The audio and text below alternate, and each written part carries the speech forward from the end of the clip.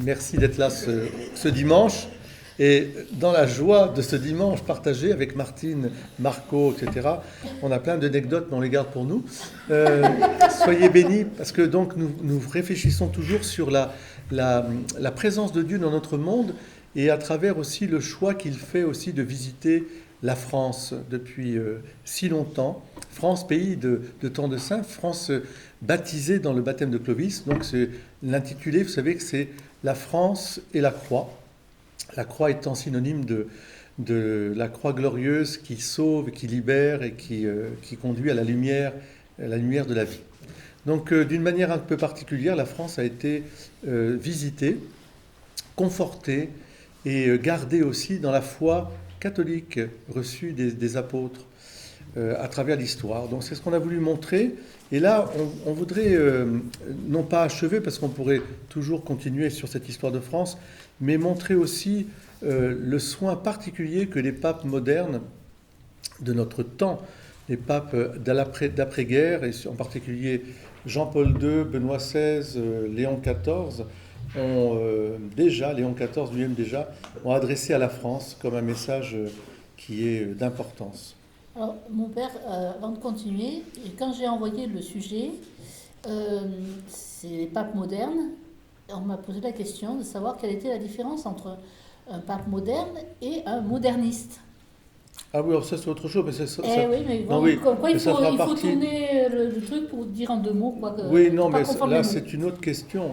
Moderne n'est pas moderniste, ça ne veut pas dire moderniste. Voilà. Quand on dit niste, ça dit toujours quelque chose un peu d'idéologie. Donc ce seraient ceux qui croient au progrès illimité. Le modernisme comme étant synonyme des gens qui penseraient que ce serait ringard si on était d'une autre époque. La sagesse, elle est de partout. Et après, la question moderniste dans l'Église, c'est une autre question qu'on abordera à un autre sujet, mais ce n'est pas le moment. Je voudrais aborder, Sœur Dominique est là. Donc nous accueillons notre Sœur Dominique. D'ailleurs, on en a parlé du modernisme comme étant une hérésie latente, qui est bien présente. Mais le sujet aujourd'hui, c'est pas ça. Même si on peut montrer le livre, Fuyez l'hérésie, mais le sujet, c'est pas ça. Si vous avez des questions sur les hérésies, ce livre... Voilà, mais moi, je voudrais plutôt insister, ça c'est important, on a besoin bien sûr, mais plus insister sur les messages que les papes ont adressés à la France, et en particulier, surtout après donc Jean-Paul II, depuis Jean-Paul II. Ce n'est pas les premiers, parce que dès la crise moderniste, justement, au XXe siècle, 19e, 20e siècle, les papes comme Saint Pie X eux-mêmes ont adressé des messages très forts à la France. Quand il y a eu la loi de séparation de l'Église et de l'État, la papauté est venue. Quand il y a eu, bien sûr, on pourrait citer plein de papes comme Pie VII, comme Saint Pie X, bien sûr.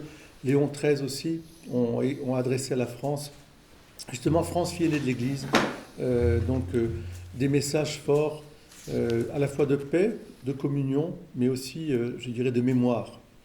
Mais ce qui était intéressant, c'est de voir comment l'arrivée d'un pape polonais, qui était lui-même confronté à une idéologie d'athéisme, mais violente. Nous sommes confrontés à une idéologie athéiste douce.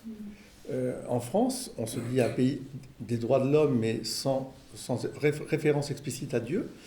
Et donc, il y a une forme d'athéisme qui s'est répandue en France. On est un pays, peut-être au monde, un des pays où l'athéisme est le plus répandu en France. Donc, il y a donc un vrai souci, une vraie question qui se pose. Et comment les papes donc, sont arrivés, notamment donc Jean-Paul II. Vous connaissez bien sûr cette vie de Karol Wojtyła, élu pape en 1978. Et ça a été quelque chose d'incroyable qui a résonné dans le monde entier quand on a vu ce pape polonais arriver et avec un courage incroyable, lui qui était derrière le rideau de fer, comme on disait. Et il a très vite, il a voulu venir en France. Donc on va raconter un petit peu cette histoire. Et Laure, tu pourrais donc... pays de temps de saints, ça on le sait. Il va le rappeler, mais on le rappellera, mais peut-être Jean-Paul II. Eh bien, comme il a bien dit son nom, parce que moi je suis pas très douée. Voilà. Wojtyła. Donc il est né en 1920 et il est décédé en 2005. Il a été donc pape de 1978 à 2005 et c'était le premier pape non italien depuis 455 ans. Ça veut dire aussi qu'il a eu un très très long pontificat. Hein. Oui. Hein, donc là, 2 ans plus 20, 27, ouais, c'est ça, 27 ans de... C'était l'heure. C'est ça. Il était jeune, hein. Il a été élu très jeune, à 50, je crois, 58 ans, je crois, je ne me rappelle plus. Voilà. Donc, effectivement, il est né en... Pologne, qui était à l'époque sous régime... non, en 1920, non. Il a connu la Pologne... La Pologne libre, et puis après... la Pologne la sous l'occupation nazie sous l'occupation nazie, et sous l'occupation marxiste, enfin communiste. Communiste, ouais. Donc il a connu quand même des choses extrêmement dures. Hein. Franchement, oui, je pense que les nazis n'ont pas fait de cadeaux en Pologne. Hein. Vous savez, hein, je ne vous apprends rien. Et après, les communistes n'ont pas fait de cadeaux non plus. Donc il a vraiment connu les dictatures les plus dures, je pense. Les horreurs de la guerre. Les horreurs de la guerre et les dictatures les plus dures. Donc il a été d'abord ouvrier, puis étudiant en théologie clandestine, parce que forcément quand vous avez affaire à des régimes comme ça, ça ne se passe pas au grand jour. Vous pouvez pas faire les études que vous voulez comme ça. C'est un peu comme si vous alliez en Chine actuellement, hein, demander de faire des études de théologie comme ça ne va pas se passer comme une lettre à la poste. Donc il a été ordonné prêtre en 1946, évêque en 1958 et cardinal en 1964. Il a été élu le 16 octobre 1978 comme pape. Hein, et donc il a fait en tout 104 voyages apostoliques, ce qui est quand même... Ça a été le plus grand voyageur voilà. des papes. Bon, il profitait aussi de la paix aussi qui était là un peu dans le monde. Hein. C'était un moment un peu de paix un peu générale. Donc il était là pour la chute du communisme en Europe de l'Est, pour le jubilé de l'an 2000. Il a fait un enseignement sur la vie qui était extrêmement profond, je trouve. Hein. La vie, la famille, la jeunesse. Il a fait les Journées mondiales de la jeunesse aussi. Et il a été canonisé en 2014. Et il est fêté le 22 octobre. Voilà. Donc ça, c'est une vie vraiment remplie, on sent, et aussi quelqu'un de très ouvert vers la littérature, vers la philosophie. C'est un philosophe. Et la littérature, évidemment, en tant que Polonais, il était coincé entre, si je puis dire, la Russie et l'Allemagne. Donc il y avait aussi des mouvements littéraires et philosophiques importants. Mais la France était le pays pour lui de la liberté. Et donc il était très intéressé par toute la littérature et la philosophie française. Et c'est aussi quelqu'un qui est très cultivé.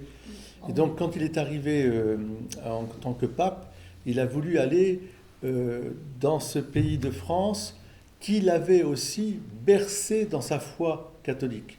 Parce qu'il est un grand amoureux des grands saints de la France. Hein. Et c'est une des caractéristiques. Il s'est appuyé énormément sur Saint Louis-Marie Grignon de Montfort pour étayer sa théologie mariale avec bien sûr Saint Maximilien Kolbe, mais Saint Louis-Marie Grignon de Montfort. Il était un amoureux aussi de la petite Thérèse de l'Enfant Jésus, donc il appréciait beaucoup, et évidemment le sanctuaire de Lourdes, hein, c'était dès le départ, il avait cette attirance, notamment à Rome, dans le Vatican, il y a une grotte de Notre-Dame de Lourdes à l'identique qui est là dans les jardins du Vatican. Alors, très vite, donc il est élu en 78. Ouais. Et en 78, on est dans la crise à la fois moderniste, crise de la théologie de la libération, crise aussi du traditionnalisme et du progressisme, on pourrait dire. Voilà, deux tendances qui s'affrontent avec véhémence. Et en France, il y a tout ça.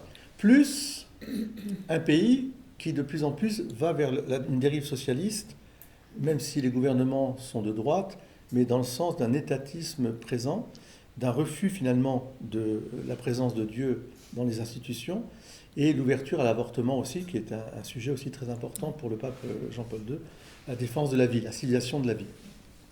Tout ça fait que, et donc avec une tentation aussi de la main tendue aux communistes, ça c'était très à la mode en France dans les années 75-78, après 68, on a eu un grand congrès de la CGT, du Parti communiste, etc., avec la JOC et tous les mouvements chrétiens qui participaient ensemble et se disaient, ben, finalement, on œuvre pour la justice sociale, pourquoi on ne serait pas ensemble, etc., etc. Donc il y avait tout ça, c'était, il y avait un, voilà, c'est l'après 68, on va dire.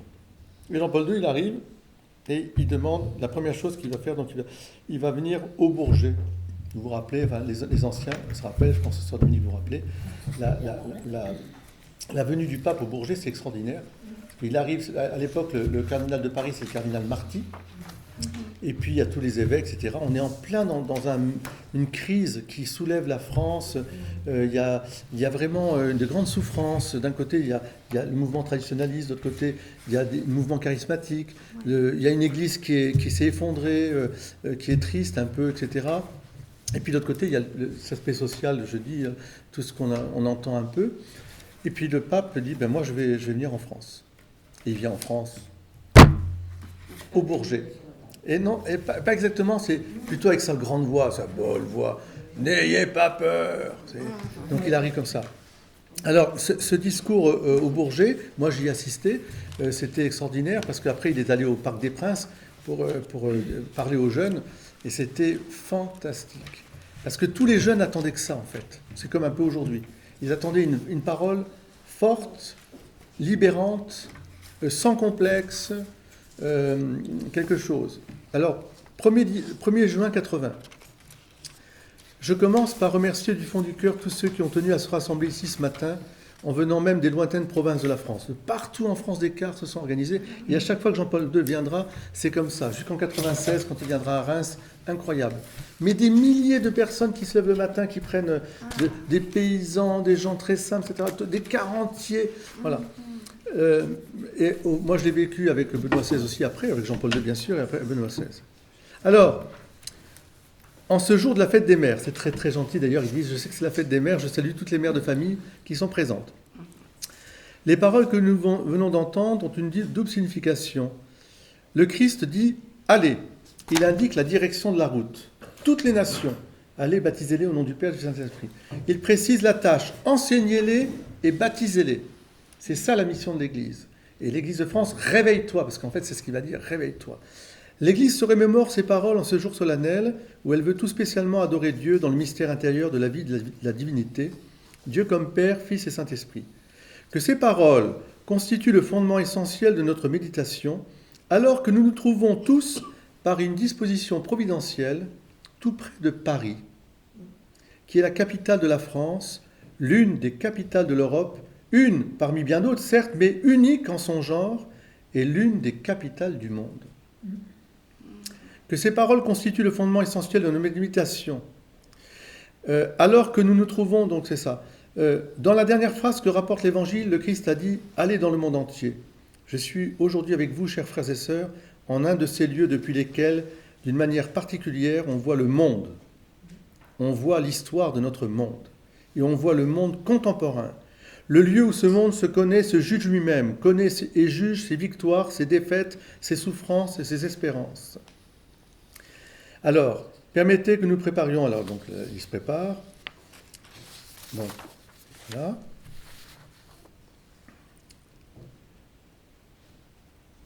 Alors, d'abord la Gaule, et ensuite la France, la fille aînée de l'Église. Aujourd'hui, dans la capitale de l'histoire de votre nation, je voudrais répéter ces paroles qui constituent votre titre de fierté, fille aînée de l'Église. Et j'aimerais, en reprenant ce titre, adorer avec vous le mystère admirable de la Providence. Je voudrais rendre hommage au Dieu vivant qui, agissant à travers les peuples, écrit l'histoire du salut dans le cœur de l'homme. Cette histoire est aussi vieille que l'homme, elle remonte même à sa préhistoire, au commencement, vous savez. Quand le Christ dit aux apôtres « Allez enseigner toutes les nations », il a déjà confirmé la durée de l'histoire du salut et en même temps, il a annoncé cette étape particulière, la dernière étape. Cette histoire particulière est cachée au plus intime de l'homme. C'est pour ça qu'elle résonne aujourd'hui comme elle a résonné il y a 50 ans, 60 ans, chez les jeunes de notre génération, comme de toujours. Elle est mystérieuse et pourtant réelle aussi dans sa réalité historique. Elle est revêtue d'une manière visible des faits, des événements, des existences humaines, des individualités. Un très grand chapitre de cette histoire a été inscrit dans l'histoire de votre patrie par les fils et filles de votre nation. Il serait difficile de les nommer tous, mais j'évoquerai au moins ceux qui ont exercé la plus grande influence dans ma vie. Jeanne d'Arc, François de Sales, Vincent de Paul, Louis-Marie Grignon de Montfort, Jean-Marie Vianney, Bernadette de Lourdes, Thérèse de Lisieux, Sœur Élisabeth de la Trinité, le père de Foucault, qui est maintenant saint aussi, et tous les autres. Ils sont tellement présents dans la vie de toute l'Église, tellement influents par la lumière et la puissance de l'Esprit Saint.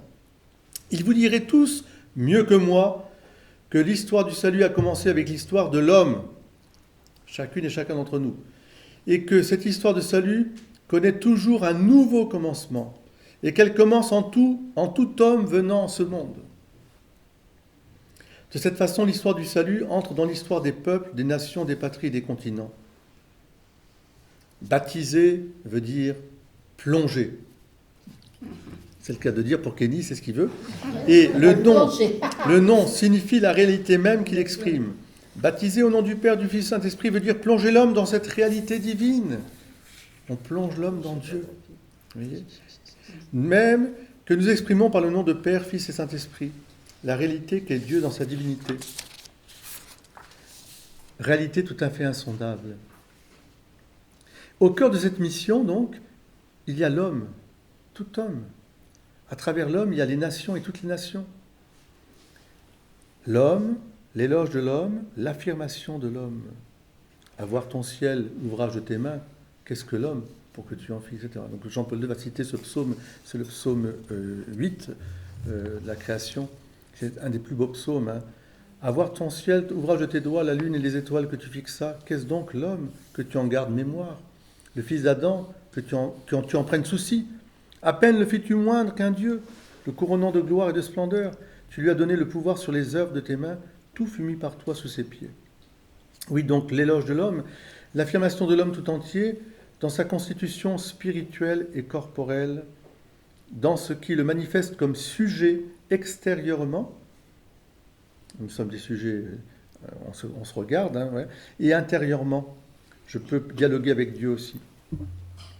Voilà. Alors, que n'ont pas fait les fils et les filles de votre nation pour la connaissance de l'homme, pour exprimer l'homme par la formulation de ses droits inaliénables? On sait à la place que l'idée de liberté, égalité, fraternité tienne dans votre culture, dans votre histoire. Au fond, ce sont là des idées chrétiennes.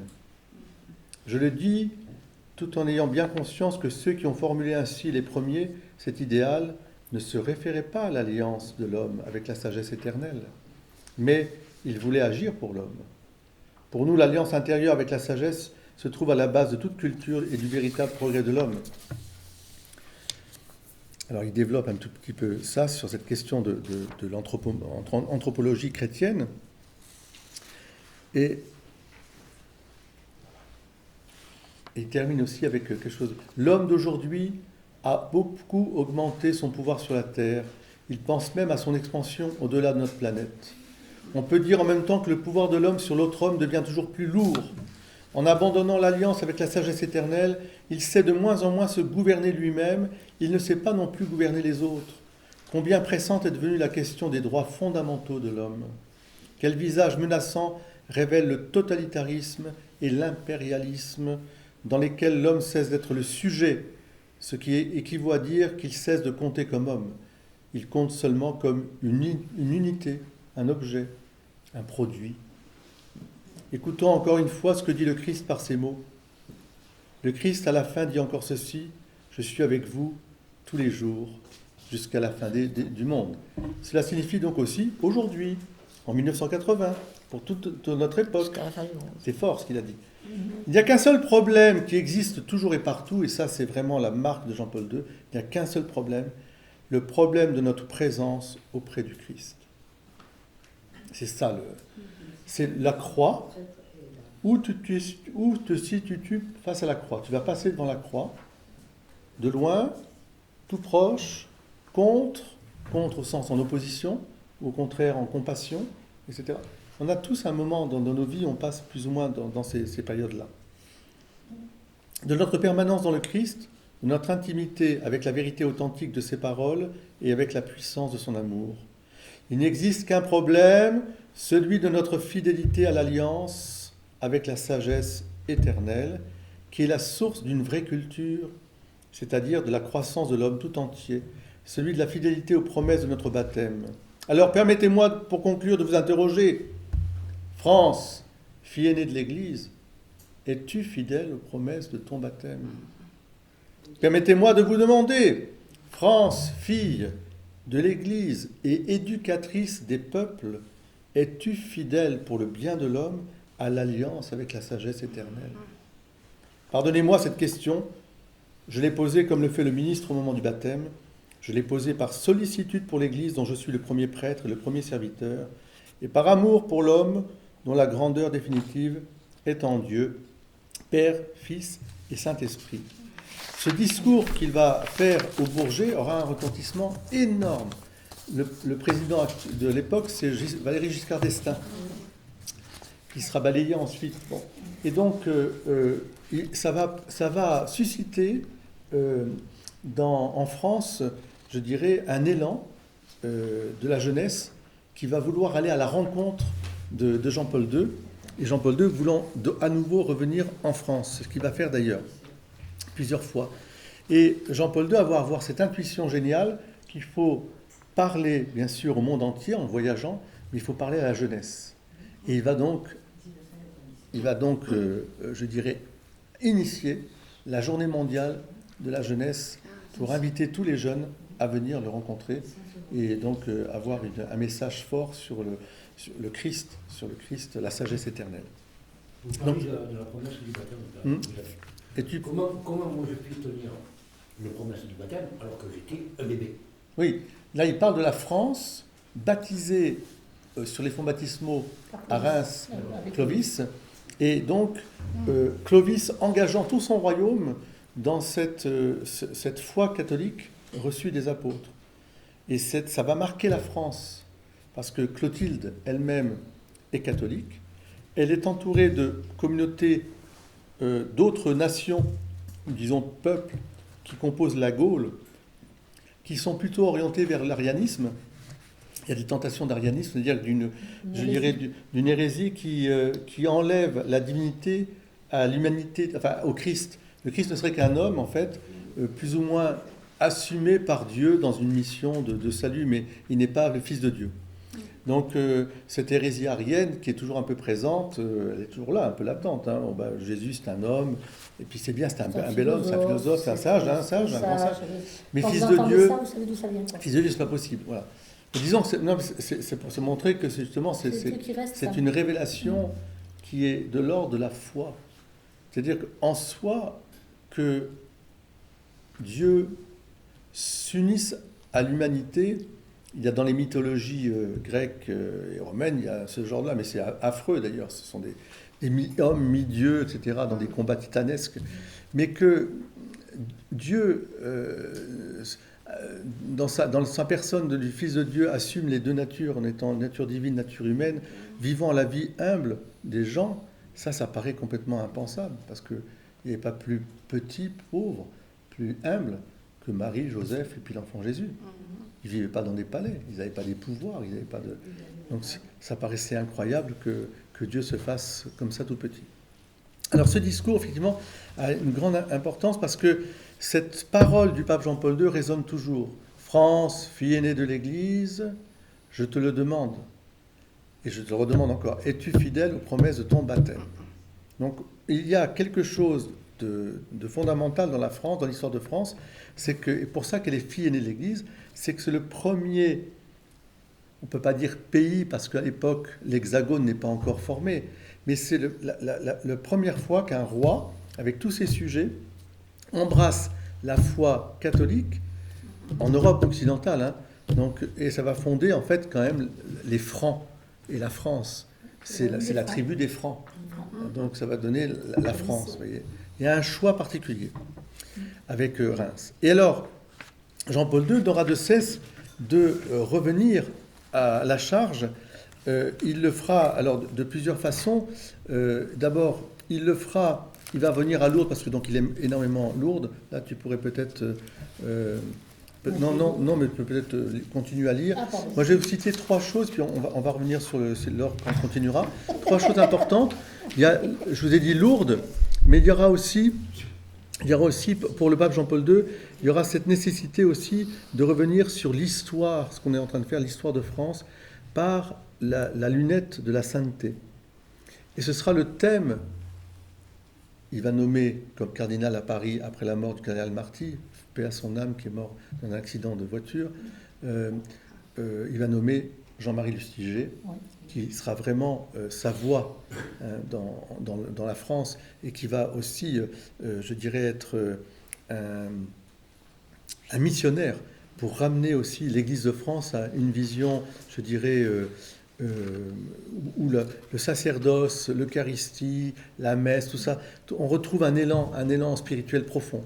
Et donc Jean-Paul II va beaucoup insister sur l'exemple des saints, c'est-à-dire la geste des saints en France. On a cité quelques-uns, mais c'est énorme en fait. Nous, on ne se rend pas compte parce qu'on vit avec eux, Jeanne d'Arc, Vincent Paul, mais dans le monde, quand les gens ils entendent l'histoire de la France à travers ces vies de saints, Geneviève, Clotilde, voilà, jusqu'à nos jours. Donc, ce sont des saints qui ont une dimension universelle. Et Jean-Paul II va beaucoup insister là-dessus. Et puis donc sur Lourdes, bien sûr, sa piété mariale. Et ça lui permettra de revenir vraiment insister là-dessus. Et puis, il va envoyer comme missi dominici à la conférence des évêques de France un certain Ratzinger, qui va lui parler de la doctrine, et notamment du catéchisme. Il va réunir tous les évêques, parce qu'il y avait une crise de la transmission de la foi, avec des parcours qui étaient au minimum Lavas, c'était pas le café de Josette, mais c'était un discours qui était Lavas, voire parfois même avec des thèses qui s'éloignaient vraiment de la foi chrétienne. Donc il y a eu la tentation du catéchisme hollandais, mais que la France a quand même refusé, parce que le français, si vous voulez, l'histoire de la France, c'est un paradoxe. Elle n'aime pas ce qui est excessif. C'est le classicisme français, c'est l'équilibre. Donc on prend un peu du génie des uns et des autres, mais qui sont un peu, en général, les pays des autres pays, il y a des génies, il y a des grands génies, mais l'Espagne, l'Italie, etc. Et on n'aime pas trop ce qui est excessif, donc on le classifie un peu, on lui donne un peu de raison. C'est l'ordre de la raison qui vient un petit peu mettre de la raison là-dedans. Dans l'histoire du catéchisme hollandais, il y avait vraiment frontalement contre Paul VI à l'époque et contre, bien sûr, après, l'Église, un catéchisme qui se dévoyait de la foi chrétienne, catholique, et qui était enseigné. L'Église avec un peu de... c'est-à-dire qu'on enseignait dans le catéchisme non plus les vérités de la foi, mais des vérités qui étaient édulcorées, plus ou moins. On remettait en cause, si tu veux, la vérité de certaines vérités de foi, comme par exemple la présence réelle, est-ce que c'est vraiment le Christ est présent, comme la Vierge Marie, bien sûr, la Vierge Marie n'en parlons pas, etc. etc. Tout ça était édulcoré, plus ou moins dans une espèce de tout le monde est bon, tout le monde est gentil, on peut se sauver partout. Voilà. Donc quelque chose qui n'était pas conforme, et l'Église est intervenue très fermement, et la Hollande d'ailleurs a fini par enlever ça. Donc c'est très important ça. Mais nous, on avait des parcours catéchétiques qui étaient gentils, voilà, au sens que je dirais un peu gentils, voilà, gentils, pas forcément. Moi, je me rappelle, j'étais à l'époque en 60, je vais vous raconter mon histoire, 72 par exemple, 71, 72. Alors, le chrétien il pense ça, le musulman il pense ça, je sais pas, l'athée il pense ça, et toi, qu'est-ce que tu penses? C'était ça le cours de catéchisme. Moi, je dis, mais bon, je veux bien, mais je veux dire, moi j'ai 12 ans, j'aimerais bien savoir ce que l'Église m'enseigne, quoi. Alors qu'on me dise, tu as le droit d'être exprimé, c'est bien, je veux dire, j'ai pas en soi, mais j'aurais aimé qu'on me donne une définition de la Trinité, une définition du péché, qu'on me donne des bases, quoi. Donc, ça paraissait très mou. Vous voyez, on sortait vraiment de... Alors, il y avait une étude de la parole de Dieu qui commençait un peu à venir, Mais ça a pris du temps. Pensez qu'à l'époque, tout ce qui était dévotion mariale, dévotion eucharistique, était suspecte d'intégrisme, entre guillemets. Ou adorer le Saint-Sacrement, adorer dire le chapelet, etc. Donc c'était une période assez troublée où même des gens qui portaient un chapelet, même au séminaire, bon, qu'est-ce que tu fais avec ça, voilà. Bon. Donc c'était une crise, mais c'est la crise de la société. L'Église a vécu en France la crise de la société 68, post-68. Donc ça n'a pas changé. Voilà. Donc c'est pour ça que ce que tu as raison, c'est qu'il faut nous être conscients qu'on peut être contaminé, entre guillemets, même dans l'Église au sens institution, par ces odeurs nauséabondes, antéchrists, dont a parlé Paul dans la lettre aux Corinthiens aujourd'hui, où il dit que ceux qui gouvernent le monde n'ont jamais connu la sagesse de Dieu et même sont contre cette sagesse. Parce que s'ils l'avaient connue, ils n'auraient pas crucifié Jésus. Or, Jésus est crucifié aujourd'hui. Il est crucifié à travers le mépris de la personne humaine. Quand on peut tuer sans que ce soit un mal, en fait, on tue le... Qui es-tu ? Je suis celui que tu persécutes, là. En tuant l'homme, tu tues Dieu quelque part, à chaque fois. Tu le blesses profondément. Parce que moi, pendant des années, j'ai caché mes croyances. Ouais. Parce que par rapport aux autres, je étais faible. Et aujourd'hui, moi, je porte la croix, je porte le Christ sous mon blouson au cœur, et il y en a qui rigolent de moi. Qui disent riez de moi, mais moi je pleure sur vous.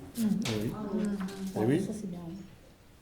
Alors, justement, donc, ces 3 points, on va les cristalliser. Notre catéchisme se contentait absolument de nous faire des actions, je dirais, des actions de charité. Oui. Alors, niveau cours de catéchisme, on n'a jamais appris le Je vous salue Marie, par exemple. C'est ma grand-mère qui me l'a appris, parce que nous, on ne l'apprenait pas. C'était pas des... Vous voyez, vous aviez des grands panneaux avec les différents pays où il fallait envoyer du riz. Je vous dis, c'est pour ça que je disais d'ailleurs, on envoyait du riz, mais on n'avait pas de cours de catéchisme. En fait. C'était la bienfaisance. C'était des bonnes actions à l'époque. À Briançon. Oui, mais même là-haut, on a eu des problèmes. Alors, ah oui, non, il y a eu... puis ça dépendait aussi du prêtre qu'il y avait. Il y avait des prêtres plus ou moins... C'était dans les institutions catholiques. Des prêtres, c'est pas bien. Marie et notre Père, c'est comme pour la première. Mais nous, on n'avait pas Enfin, on avait une école privée, mais moi, j'étais pas. Mais je parle du catéchisme qui avait lieu à l'église. À l'église, oui. Là, je parle vraiment du catéchisme. Mais c'est les parcours qui étaient... C'était les parcours où... Alors moi, chaque fois, je me disais, mais... ouais, on va envoyer du riz, mais j'aimerais savoir... Enfin, vous voyez ce que je veux dire ? Et non, on me posait des questions, c'était pas tellement clair, c'était pas ce qu'ils attendaient, quoi. Donc, heureusement qu'il y avait ma grand-mère. Il fallait un équilibre. Ouais, c'est vrai, heureusement qu'il y avait ma grand-mère, parce que mon frère a eu le même parcours que moi, et lui, comme ma grand-mère, il était moins avec elle, il n'a pas la foi aujourd'hui. Donc ce qui est important, c'est que Jean-Paul II regarde la France comme vraiment une histoire sainte à travers des exemples de sainteté, des personnes qui vont influer sur sur la manière de vivre en France. On n'a qu'à penser bien sûr à Geneviève, à Jeanne d'Arc, mais les Sœurs de la Charité, Saint-Vincent de Paul, etc. Aux Anames, par exemple, Bienheureux aux Anames. Tout ça influe sur la société de sorte que la France vit que l'on veuille ou non, dans une atmosphère chrétienne. C'est la France des campagnes, c'est la France des cathédrales, la France des abbatiales, des sanctuaires, qui est toujours là. Et on le sent. Il va insister beaucoup sur cet héritage spirituel, ces illustres figures. Et donc, notamment aussi les missions, beaucoup de missions dans les campagnes pour apporter la foi dans les campagnes. Et donc, montrera aussi que la France est un pays de mission, au sens, elle a été riche pour envoyer les missions étrangères de Paris, les Oblats Immaculés de Marie, les Pères Spiritains, tous ces grands ordres missionnaires qui ont couvert le monde viennent de la France. Donc il y a quelque chose qui est constitutif à l'universalisme. Finalement, on rejoint l'universalisme de la raison, et l'universalisme de la raison éclairé par la foi. C'est une mission de la France. La figure de la France, encore une fois, c'est d'être dans cette universalité. Elle ramène un peu tout ça, la raison, bien sûr. C'est pour ça que ce matin, je disais qu'attention, Dieu nous a fait libres. Le mal, il importe de le combattre généreusement. Ce mal n'est pas inéluctable. Nous sommes libres. Quand quelqu'un dit c'est pas moi qui fais le mal, c'est quelqu'un. Non, tu fais le mal, mais tu peux librement dire non, bien sûr, avec l'aide de la grâce de Dieu. Bien sûr, tu as des circonstances atténuantes, on peut toujours, bien sûr, mais tu es libre. Tu peux dire oui ou non. Et c'est ce que dit Jésus à la fin de l'Évangile, hein, que votre oui soit oui, que votre non soit non. L'autre aspect important, c'est qu'effectivement, il va venir aussi, par rapport à la journée mondiale de la jeunesse en 97, où je serai moi aussi avec des scouts, des routiers, avec de manière géniale l'accord entre l'USTIG, le cardinal l'USTIG, enfin toute l'Église de France, tout le monde va venir, c'est fantastique, elle a un élan incroyable d'évocation, la vocation sacerdotale, religieuse, les élans des monastères ou autres, et puis la figure des saints qui va traverser tout Longchamp, parce que ça se passait à Longchamp, on va voir les panneaux de tous les saints défiler, et une grande veillée de prière à travers cette notion de sainteté qui illustre justement ce que disait le pape Jean-Paul II en disant que la seule grande aventure, c'est l'aventure avec le Christ. Donc quelque chose de... Vous pourrez trouver des archives en vidéo, hein, parce que ça a été filmé bien sûr à l'époque, et tout ça est très beau. Alors, je vous ai dit aussi, il y a un autre aspect aussi, c'est que le pape Jean-Paul II va venir spécialement, entre guillemets, s'occuper des évêques de France. C'est-à-dire qu'il veut leur redonner aussi courage et force, parce que beaucoup étaient un peu désordonnés. Donc, voilà, j'embauche. Avant Jean-Paul II. C'est ça. Le cardinal Marty, l'Église est en chute libre. Vous savez qu'après 68, après la Révolution, entre guillemets, il y a on a compté à peu près 10 000 prêtres, alors pas qu'en France, mais qui ont quitté l'État ecclésiastique en Europe. Parce qu'il y a une telle crise morale et spirituelle que, voilà, donc ça a été très très douloureux. Le futur pape Benoît XVI m'avait interpellé là-dessus, quand on allait le voir, et il nous avait dit ce qu'il avait plus meurtri quand il était à la congrégation pour la doctrine de la foi, c'était de voir tous ces dossiers de ces prêtres qui avaient quitté l'État ecclésiastique. Je dirais, c'était la débandade en fait. Donc Marty, le cardinal Marty disant j'embauche, c'est ça que ça voulait dire. Et puis personne n'y croyait un peu. De toute façon, on nous le dit toujours, hein, l'Église est morte, Dieu est mort, la France est morte, enfin la France chrétienne n'existe plus. Et à chaque fois, et là, ça a été la génération Jean-Paul II. Ça donnait un élan incroyable. La génération Jean-Paul II, c'est par exemple au JMJ qui vont avoir lieu, c'est Glorious. Glorious fait partie de la génération Jean-Paul II. C'est des jeunes qui ont entendu l'appel de Jean-Paul II, qui sont mis à gratter un peu plus la guitare pour la louange de Dieu. Et ça fait maintenant, ils ont 50 ans maintenant, et ils ont lancé la louange en France, qui existait déjà dans les pays anglo-saxons, et plus qu'ils soient catholiques d'ailleurs ou protestants. 74, c'est le premier groupe de prière de renouveau charismatique exactement. À Saint-Sulpice. Voilà. Donc si l'élan, il existait. Il était sous-jacent, les graines étaient déjà semées, mais elles ne demandaient qu'à germer, elles ne germaient pas. Et il fallait que l'autorité pontificale, d'en haut, dise fantastique, allez, il faut continuer. Ouais. Jean-Paul II ira jusqu'au bout de sa mission, vous savez, et son dernier voyage, ce sera, c'est à Lourdes. Il va aller à Lourdes. C'est des images poignantes parce qu'il a sa maladie, de maladie de Parkinson, plus après l'attentat qu'il avait subi, il a été donc en 2005 ou 2004, il va à Lourdes. C'est son dernier pèlerinage. Il est là, tout tremblant, sur sa chaise, montrant jusqu'au bout que la dignité de la personne humaine n'est pas de son enveloppe extérieure. Elle est de sa puissance d'amour au fond de son cœur. Il prie en pleurant. Il pleure d'ailleurs. Il a des sanglots devant Notre-Dame de Lourdes. Alors ça c'est le voyage intérieur. Qu'est-ce que s'est passé entre lui et la Vierge Marie? Mais on sait que c'est la prière de Jean-Paul II à la grotte de Massabielle. Alors il a fait, voilà, vous pourrez trouver, on va pas le lire, mais il a fait des prières magnifiques. C'est en 83 ça, parce qu'il a été plusieurs fois à Lourdes. Il a vraiment voulu aller à Lourdes, comme il est allé à Fatima aussi, comme tous les papes. Tous ces textes, vous les trouvez sur le site du Vatican. C'est ça. Voilà.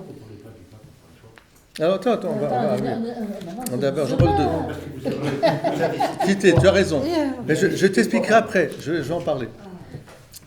C'est pas que l'économie. Non. Alors, 4 avec Léon XIV. Non, vous n'avez pas cité. Léon XIV aussi. Ouais, Non, mais on est quand même pas bien. non, au contraire. Le papa François, vous l'adorez. Alors, donc là, je vais passer assez rapidement. Voilà, donc à Reims, donc très important, le pape, je termine là-dessus, le pape Jean-Paul II a voulu aller à Reims en 1996 pour le 1500e anniversaire du baptême de Clovis, c'est la page 4. Et là, il fait un acte à la fois éminemment religieux et politique au sens d'indiquer à la France sa direction. Ce voyage en plein socialisme ambiant est honni par les gens, enfin j'allais dire, par une certaine catégorie d'intelligentsia qu'on connaît, hein, les bien-pensants, et qui voient comme quelque chose de dangereux même pour la France. Et puis en plus, les évêques eux-mêmes sont un petit peu interrogatifs, ils ne savent pas trop qu'est-ce qui va se passer, nanani, nanana. On dit, bon, de toute façon, ça va être un flop, personne ne va y aller. Et là, des centaines de milliers de Français qui arrivent de partout. C'est là, je vous dis, les cas. Tout le monde converge à Reims. Il pleut, etc. C'est pas grave, ils sont là tous pour le 22 septembre 1996. On sait que l'héritage chrétien, alors donc sur le tombeau, on sait que l'héritage chrétien apporté à votre pays. Le baptême de Clovis et de ses compagnons a été comme le lever du jour de votre pays dans la communauté des nations. Le lever du jour, voyez. La France a une mission qui lui est propre. Elle est appelée à être une éducatrice des nations par son attachement à la liberté, à l'égalité et à la fraternité, mais aussi par sa fidélité à ses racines chrétiennes. Et il va doubler ce voyage en allant s'incliner sur la dépouille le tombeau du probablement, j'en suis sûr, bienheureux bientôt, j'espère, professeur Lejeune. Et là aussi, ça a provoqué aussi une onde de choc terrible parce que ça réveille les consciences. Professeur Lejeune, qui a découvert la trisomie 21 et qui était un ardent défenseur de la vie face à tout ce qui était culture de mort, la pilule du lendemain, etc., et tout le reste, et bien sûr l'avortement. Donc il a vraiment... Et c'est le professeur Lejeune qui est le premier président de l'Académie pontificale des sciences que Jean-Paul II va créer, pour réunir toutes les sciences. Parce que aussi, un grand travail de Jean-Paul II, c'est d'avoir réconcilié la science et la foi. En disant, oui, l'Église a fait des erreurs dans le passé, en condamnant, là où il ne fallait pas condamner, en se mêlant peut-être de choses qui n'étaient pas de son ordre. Elle pouvait condamner des positions théologiques, mais sur des plans scientifiques, il fallait qu'elles soient plus raisonnables, plus prudentes. Donc il va réconcilier, et il va ouvrir cette Académie des sciences, où il va faire venir... Il va nommer le professeur Lejeune, il va faire venir des scientifiques de toutes les disciplines pour leurs compétences, et bien sûr en leur demandant de lui donner des rapports, que ce soit sur le nucléaire, que ce soit sur l'écologie, que ce soit sur la vie, sur la médecine, bien sûr Jean-Paul II se servira, et Benoît XVI aussi, et ça continue encore, de leurs rapports pour étayer, je dirais, la réflexion théologique sur une base scientifique. Voilà. Non pas que la science dicte la foi, mais la foi n'est pas contraire à la science, et la vraie science n'est pas contraire à la foi. Donc c'est deux ordres de... Voilà. Donc c'est important ça aussi. Mais bien sûr, on a besoin. Il ne faut pas être fidéiste. Il faut qu'elle soit bien utilisée. Voilà, donc ça c'est Jean-Paul II. Il a donné vraiment une impulsion énorme à la France. Et encore une fois, la génération Jean-Paul II, c'est pas une invention, c'est vrai. On en fait tous partie, plus ou moins. On a été réveillés. Il a réchauffé l'Église, je dirais, d'une manière universelle, dans le monde entier, mais à la France, il a bien choisi. Ensuite... Eh bien, il y a le pape Benoît XVI. Meurt Jean-Paul II. Ratzinger se dit, chic, ça fait plus de 20 ans que je suis à la congrégation de la doctrine de la foi, je vais pouvoir aller me reposer. On va nommer un autre pape et je vais partir. Et là, le conclave, on l'élit pape. Alors là, voilà. Il devient Benoît XVI. Ouais. Alors, il est né en 1927, il est mort en 2022. Il a régné du 19 avril 2005 au 28 février 2013. Oui, Il est né là-bas. en Allemagne. En Allemagne. Là-bas. Là-bas, hein, parce que, Il y a la que Bavière seul, là-bas. enfin, il est né. Hein, il est né. Et c'était en Bavière. Ça, j'arrive à le dire. Voilà. C'est vraiment un Voilà. Allemand de la Bavière. C'est-à-dire que ça indique aussi beaucoup déjà, parce que la Bavière, on pourrait dire la province française de l'Allemagne. C'est-à-dire que c'est le pays, c'est la lande la plus imbibée de la culture européenne et de la culture française. Donc, et bien sûr, il est allemand, mais ça indique beaucoup de choses aussi. Et puis c'est aussi un land très catholique, très fervent catholique, qui sont opposés au nazisme, etc. Il a étudié à Munich et à Freising. Enfin, je pense que ça se dit comme ça aussi. Freising. Freising, excusez-moi, qu'est-ce que vous voulez Yo, yo. Oui, moi, uniquement sur la torture, voilà. Il y a une phrase, un petit chien, tu connais pour les Allemands. Tous les Allemands ont fait leur péniche Verstand.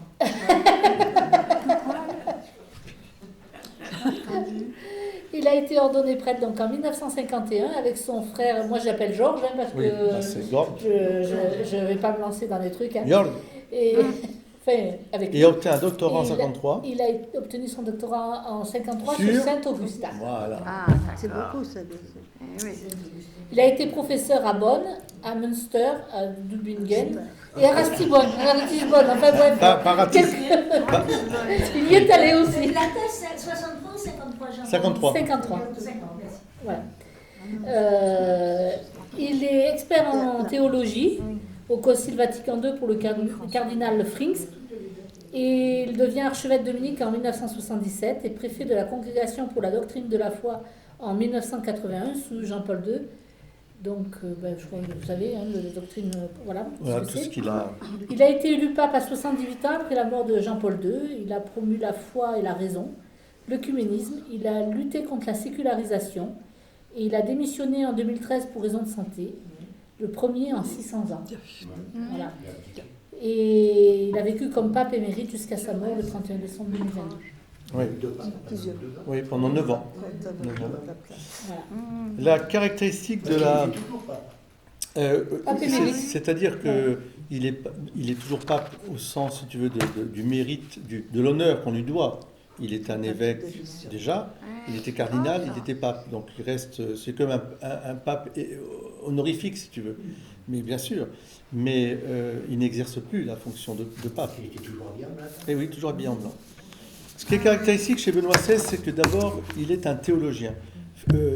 Jean-Paul II, c'est un philosophe amoureux de l'anthropologie, quoi. Il a énormément travaillé l'anthropologie, notamment Personne et acte, et plein de livres comme ça sont très intéressants. Théologie du corps aussi. Théologie du corps qu'il fera après, mais justement, c'est toujours c'est un lié, pavé, hein, c'est mais toujours c'est- sur cette philosophie de l'anthropologie de l'homme humain, parce que c'était l'angle d'attaque pour dissoudre le communisme.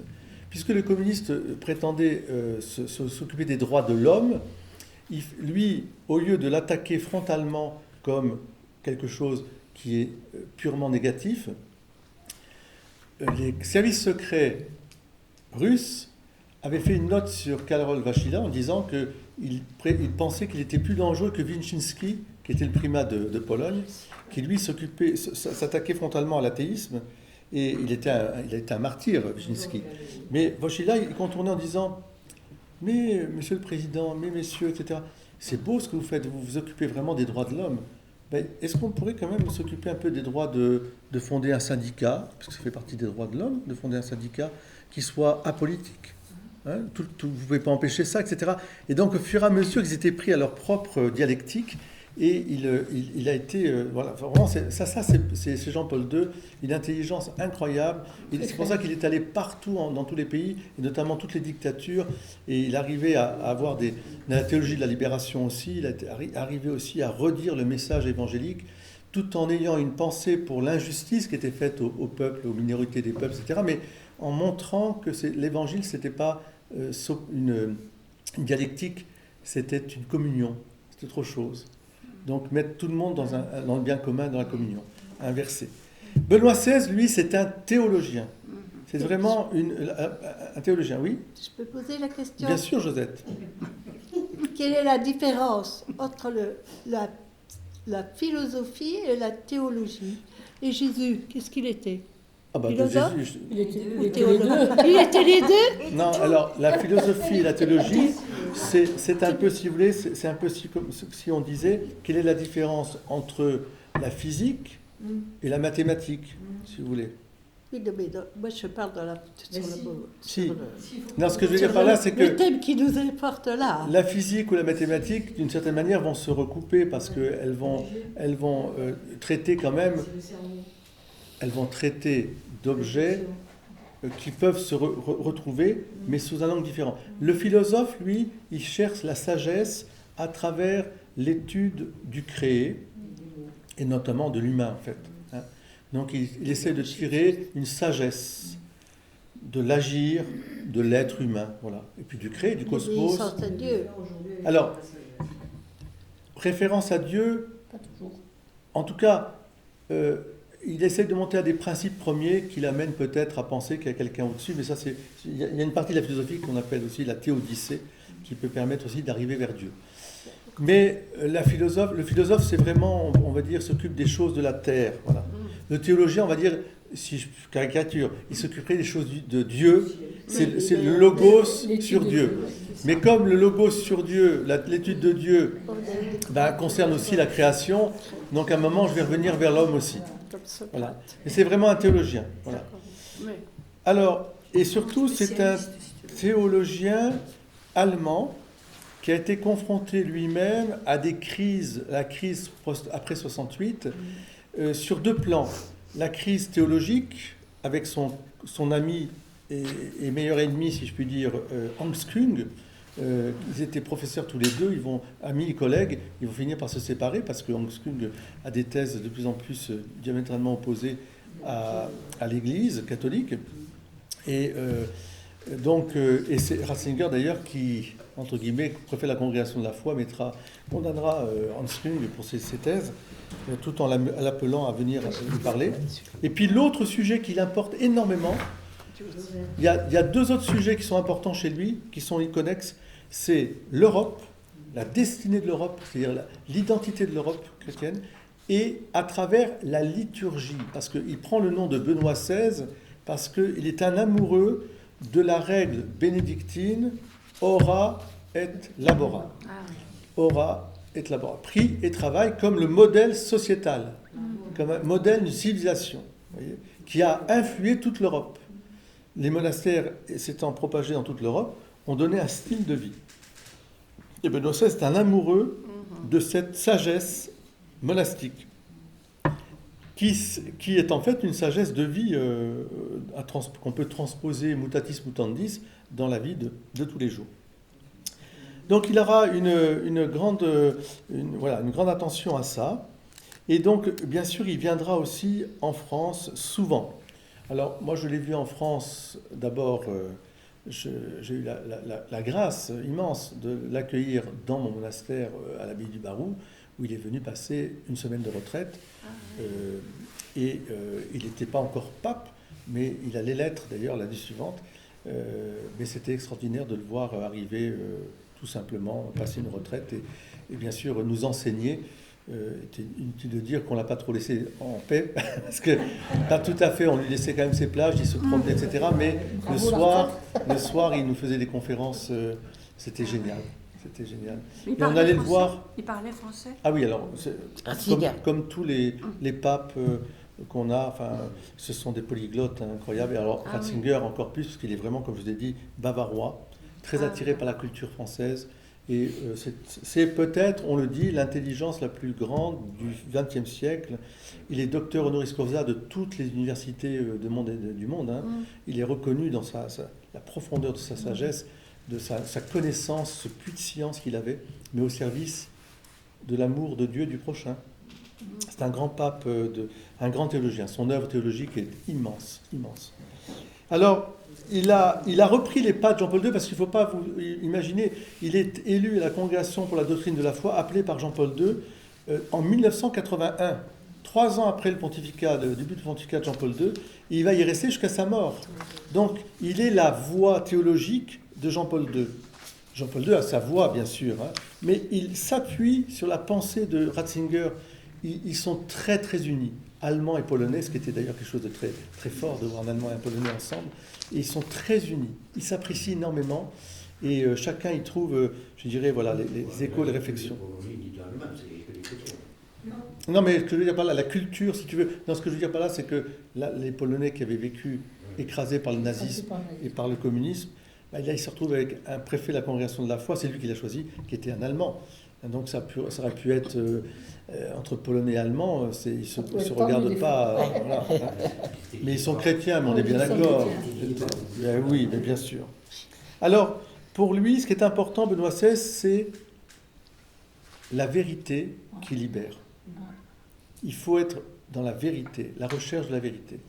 Donc avec une insistance très profonde sur la qualité d'échange, la qualité du dialogue, du discours. Il est à l'origine du catéchisme de l'Église catholique. C'est-à-dire que Jean-Paul II va confier à Ratzinger l'élaboration du nouveau catéchisme qui va sortir en 1983, je crois, ou 92, oui. Et avant, on avait le catéchisme des évêques de France. Qui est bien plus facile à lire, bien plus commode, oui. bien plus abordable. Absolument. Il y a eu, non mais c'est très vrai, parce que d'ailleurs c'est pour ça qu'il y aurait une édition digeste, entre guillemets, un compendium du catéchisme qui sera publié après. Mais ce qui est vrai, c'est que le catéchisme de l'Église de France était une chose extraordinaire. Quand il est sorti, ça a été une révolution aussi pour les prêtres, parce qu'enfin on avait quelque chose. Mais le catéchisme de l'Église catholique, c'est une œuvre majeure qui est un peu, je dirais, le sujet de prédilection de Benoît XVI. C'est comment, pour dialoguer vraiment dans notre monde actuel, il faut aussi avoir un discours qui soit vrai. Et pour qu'il soit vrai, il faut définir les termes. Et pour définir les termes, il faut donc réfléchir, penser, faire un lexique, enfin, etc. Donc c'est vraiment toute sa méthode toujours. La même chose. Et donc il va venir d'ailleurs en France pour parler de ça. D'un pays à l'autre et puis changer de catéchisme. Voilà. Tout le monde doit avoir la même chose. Exactement. C'est très important. Bah, tu sais, quand tu vois que tu as eu le catéchisme hollandais, tu vois bien qu'il y avait des trucs qui étaient partis. Donc là, tu as ce que je veux dire par là, c'est que si tu vas en Italie, ça sera traduit en italien, bien sûr, mais c'est le même. En russe, ce sera le même. Enfin bon. C'est la page 5. Ne me demandez pas parler. Page 5. Donc, Page 4. Ben voilà. Vous lui demandez. Non, est-ce qu'il y a celui, ça c'est Benoît XVI. Alors Benoît XVI, j'en ai quelques-uns, ouais. Voilà. En compte avec les évêques. Non, ça d'accord, ça on va le lire. Ben ouais. Alors. J'ai le collège des Bernardins. Oui, voilà. Donc il y a deux. Le collège et puis les collèges des Bernardins puis Lourdes. Donc Benoît XVI est élu en 2005. Et tout de suite, très vite, il va aller en France. Je vais avoir la joie de concélébrer avec lui aux Invalides, une messe aussi incroyable, 300 000 personnes qui se réunissent à Paris, des centaines de prêtres qui viennent, etc. Bon, c'était tout à fait fabuleux en plein air. Et ensuite, il va aller au Bernardin. Et là, au Bernardin, il va avoir un discours tout à fait mémorable. D'abord, il s'adresse au cardinal, donc je pense que c'est le cardinal 23 qui est là.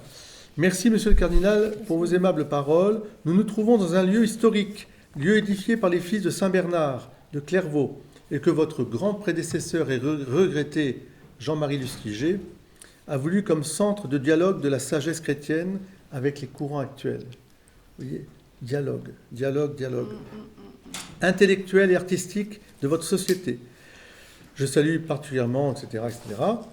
J'aimerais vous parler ce soir des origines de la théologie occidentale et des racines de la culture européenne. Donc, c'est vraiment le cœur de son pontificat, c'est de redire que l'Europe est chrétienne, et qu'elle a des racines chrétiennes, et que la France, bien sûr, est au cœur. J'ai mentionné en ouverture que le lieu où nous nous trouvons était emblématique, il est lié à la culture monastique. De jeunes moines ont ici vécu pour s'initier profondément à leur vocation et pour bien vivre leur mission. Ce lieu évoque-t-il pour nous encore quelque chose ou n'y rencontrons-nous qu'un monde désormais révolu ? Pour pouvoir répondre, nous devons réfléchir un instant sur la nature même du monachisme occidental. De quoi s'agissait-il alors? En considérant les fruits historiques du monachisme, nous pouvons dire qu'au cours de la grande fracture culturelle provoquée par la migration des peuples et par la formation des nouveaux ordres étatiques, les monastères furent des espaces où survécurent les trésors de l'antique sagesse de la culture et où, en puisant à ces derniers, se forma petit à petit une culture nouvelle. Comment cela s'est-il passé? Quelle était la motivation des personnes qui se réunissaient en ce lieu? Quels étaient leurs désirs et comment ont-ils vécu? Avant toute chose, il faut reconnaître avec beaucoup de réalisme que leur volonté n'était pas de créer une culture nouvelle, ni de conserver une culture du passé. C'était ni tabula rasa, on fait quelque chose de nouveau, il n'y a rien avant, ni être des gardiens de musée. Non, non, non. Leur motivation était beaucoup plus simple. Leur objectif était de chercher Dieu. Cherchez votre... La sequela Christi. C'est ce qu'on appellera aussi dans la vie monastique suivre le Christ. Au milieu de la confusion de ces temps où rien ne semblait résister, les moines désiraient la chose la plus importante, s'appliquer à trouver ce qui a de la valeur et demeure toujours trouver la vie elle-même. Ils étaient à la recherche de Dieu. Des choses secondaires, ils voulaient passer aux réalités essentielles, à ce qui seul est vraiment important et sûr. On dirait que leur être était tendu vers l'eschatologie, c'est-à-dire les fins dernières, mais l'eschatologie, c'est le désir du ciel. Les réalités d'en haut. Cherchez d'abord le royaume de Dieu et sa justice, et le reste vous sera donné par surcroît. Mais cela ne doit pas être compris au sens chronologique du terme, comme s'ils vivaient les yeux tournés vers la fin du monde ou vers leur propre mort, mais au sens existentiel. Derrière le provisoire, ils cherchaient le définitif. Per visibilia ad invisibilia. C'est-à-dire, Saint Benoît dira, tout ce que tu fais, c'est comme une liturgie. Traite les ustensiles de la cuisine aussi bien que tu traiterais tes vases sacrés de l'autel. Ce qui fera dire à un cardinal au XIXe siècle, nos affaires sociales, elles devraient se traiter comme des affaires liturgiques, en fait. Si tout était dans une liturgie, on comprendrait l'ordre et on se respecterait, etc., etc. C'est très beau, d'ailleurs, je trouve. C'est très, très profond. Alors, quaerere deum, comme ils étaient chrétiens, il ne s'agissait pas d'une aventure dans un désert sans chemin, d'une recherche dans l'obscurité absolue. Dieu lui-même a placé des bornes milliaires. Mieux, il a aplani la voie, et leur tâche consistait à la trouver et à la suivre. Cette voie, c'était sa parole, avec un grand P, qui, dans les livres des Saintes Écritures, était offerte aux hommes. La recherche de Dieu requiert donc intrinsèquement une culture de la parole. Comme le disait don Jean Leclerc, eschatologie et grammaire sont dans le monachisme occidental indissociables l'une de l'autre, l'amour des lettres et le désir de Dieu. C'est ce qu'on appelle la lectio divina, ruminer la parole de Dieu, ruminer, voilà. Ça donne une culture, une science, une ouverture pour voir aussi les traces de Dieu partout, dans toutes les cultures, dans toutes les traces dans la philosophie ou la littérature grecque, romaine, etc. Partout, le visage de Dieu apparaît. Vous voyez, il y a des grandes vérités qui apparaissent. Le désir de Dieu comprend l'amour des lettres, l'amour de la parole, son exploration dans toutes ses dimensions. Je reste persuadé, ça rejoint une intuition très profonde de François Scheng, l'académicien français, qui dit que ce qui manque au monde occidental, c'est de mettre en valeur, par rapport au faber, celui qui fabrique, uniquement fabriqué pour faire des choses, le poien, c'est-à-dire celui qui est poétique, au sens poétique, non pas de rêver, mais donner sens à la réalité, dégager le sens profond de chaque réalité qui nous entoure. C'est-à-dire qu'une maison n'est pas simplement un agglomérat de matériaux. La rivière qui coule, c'est pas simplement une puissance de kilowattheure, etc. C'est autre chose. Il y a un sens poétique qui doit toujours être là pour respecter précisément la présence du Créateur. Et ce sont des signes de la présence de Dieu. Si on défigure ces signes, on a du mal à trouver Dieu. Parce que... Voilà, donc c'est une grande dimension, là, je pense, du monastique, là, ici. Dieu est le chemin, est en chemin vers nous et nous vers lui. Ça, c'est dans les paroles bibliques. Dieu vient à nous et nous allons vers lui. Et c'est exitus redditus. Donc, ils devaient, les moines, apprendre à pénétrer le secret de la langue et à la comprendre sa structure dans ses usages. Ainsi, en raison même de la recherche de Dieu, les sciences profanes qui nous indiquent le chemin vers la langue devenaient importantes. On faisait la philosophie, cosmologie, tout métaphysique, tout ça. Les arts, tout ça, ce sont des chemins qui mènent vers Dieu aussi. La bibliothèque faisait à ce titre partie intégrante du monastère, tout comme l'école. C'est la scola dominici servi, de l'école du service du Seigneur. Une école et bibliothèque assurait la formation de la raison et l'éruditio sur la base de laquelle l'homme apprend à percevoir au milieu des paroles la parole. Donc Benoît XVI va insister énormément sur ce besoin de raison, c'est-à-dire de cultiver la raison, la droite raison, de la cultiver. Un des paradoxes de notre temps, c'est qu'à force d'avoir coupé la raison finalement de la réflexion, c'est que la raison, elle part dans tous ses sens, sans aucun fondement, et qu'aujourd'hui, on a de moins en moins de raison. On se rend compte qu'on part purement, on ne vit qu'au niveau du pulsionnel, du réactif, de l'instinct, entre guillemets, je ne sais pas quoi. Il n'y a pas de réflexion, de moins en moins, quoi. Et donc, c'est de l'émotionnel, oui, ou de la violence. Enfin, voilà. Donc, au lieu, au contraire, de... Oui, mais il ne faut pas qu'elle domine non plus. Il est partout, par la vie, par l'amour, tout ce que tu vois. Alors, toi, tu peux rien. On croit contrôler les choses, mais on les contrôle. Non, bien sûr que non. Ça, mais par contre, ce qu'il faut, c'est cultiver. Enfin, au fond, c'est ce que Benoît XVI appellera aussi la culture, quoi. Être des femmes et des hommes de culture. Cultiver son jardin, cultiver au sens de la culture même agraire, tout ça. Regarde les artisans. Moi, j'ai toujours été fasciné par le monde artisanal, le monde agricole. Je trouve qu'ils ont une grande sagesse qui leur vient de l'obéissance qu'ils ont face à la nature. La nature est une école. Mais c'est pour ça que moi, quand vous parlez de tout ça, il arrive un moment où ça devient trop compliqué. Moi, la chose la plus simple, qui est ma propre vérité, c'est que le Christ, il a dit, le royaume de Dieu est autour de toi, il est en toi. Pas dans les palais de bois, ni de pierre. Vois ce bois, je suis là, soulève cette pierre et tu me trouveras. Il y en a beaucoup qui me disent, mais pourquoi tu ne viens pas tous les dimanches à l'église? Parce que moi, je ne veux pas que ce soit une habitude. Je veux que le jour où je vais à l'église, j'y aille avec ma sincérité et non par habitude. Oui, je te comprends, Marco. C'est ton chemin. Tu vois, je pense que les gens qui y vont le dimanche... Mais justement, c'est pour ça. C'est-à-dire que les gens qui y vont tous les dimanches, ils y vont parce que, justement, par sincérité, ils veulent à la rencontre du Seigneur, tu vois. Pour eux, c'est très important. Après, ton chemin, il est là. Personne ne va te forcer à aller à la messe. Toi, tu y vas. Hein? Non, pas forcer. On te dit, tu sais, la messe, c'est tellement beau, tu pourrais venir à la messe. Bon, mais c'est ton chemin, tu vois.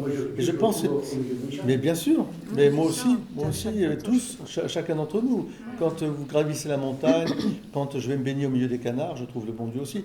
Donc je veux dire, c'est absolument nécessaire. Mais ce qui est important, c'est ce que tu as dit tout à l'heure, c'est que tu ne juges pas ceux qui y vont, toi, les dimanches. Voilà.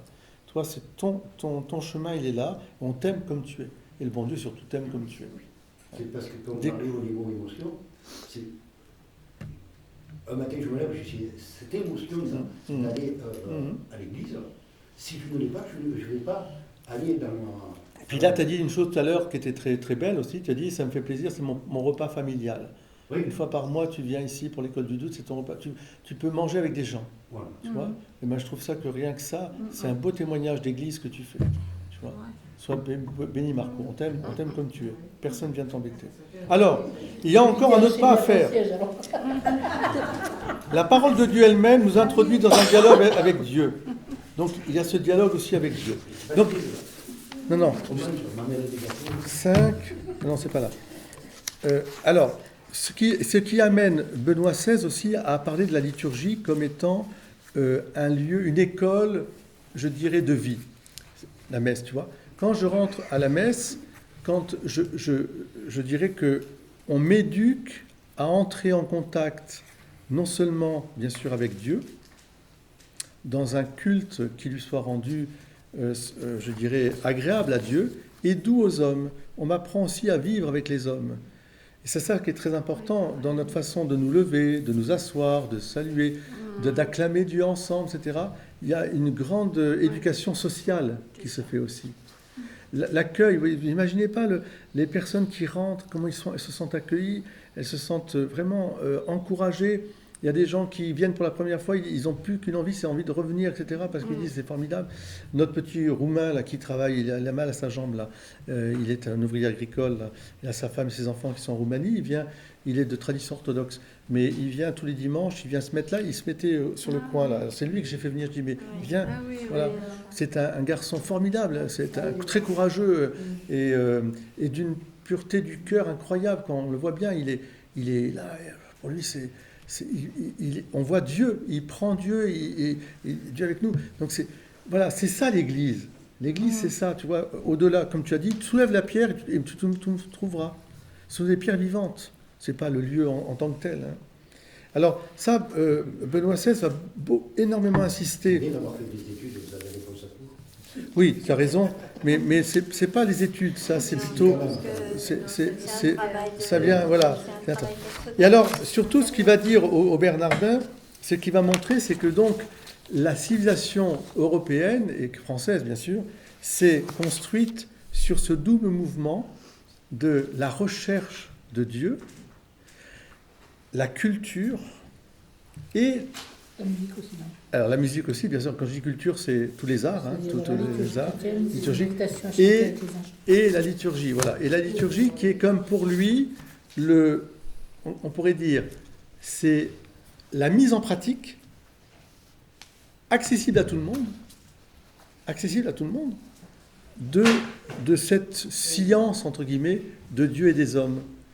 La liturgie étant une praxis, une pratique de cette relation d'amour avec Dieu et de fraternel avec les hommes. Et dans des gestes qu'on réapprend, ces gestes que l'on a, de se laver les mains, d'accueillir les gens, ça a façonné une civilisation. Une civilisation européenne, elle a été façonnée avec ces moines qui accueillaient. Parce qu'un monastère, c'est vraiment un lieu d'accueil, où les gens, ils frappent à la porte, on leur lave les pieds, on leur lave les mains, ils vont se doucher, on leur donne des vêtements, il y a le repas réfectoire, ils écoutent, le repas est en silence, on écoute la lecture, il y a les offices qui rythment la vie, le travail est magnifique, le travail qui est fait dans les monastères, c'est incroyable, et pourtant ils ont 7 offices le jour et un office la nuit, ils se lèvent au milieu de la nuit. Leur travail est fractionné, si je puis dire. Et c'est incroyable la puissance de travail qu'il y a dans la paix dans la lumière, quoi, disons d'une certaine manière. Et ça va vraiment façonner cette façon de vivre. On ne rentre pas dans un monastère parce qu'on a fait des études ou parce qu'on est monsieur de je sais pas quoi ou parce que je sais pas qu'on a de l'argent. On est frères d'abord. Donc on considère celui qui est à côté de soi comme son frère. On n'est pas de la même société, peut-être, pas de la même culture, pas de la même... Peu importe. Il cherche le Christ comme moi. Il est un frère. Ils sont toujours pas dans la société. Pardon ? Ils sont toujours dans la société. Alors, ils vivent dans la société plus qu'on pense. C'est-à-dire, le monastère est un lieu privilégié, mais c'est aussi, un lieu qui accueille, donc, je dis. Et donc, le monde vient à lui, passe par le cloître, si je puis dire, pour être purifié quand même. Donc, le monastère est très, très au courant de ce qui se vit dans le monde. Mais le regarde en dehors du monde, si je puis dire.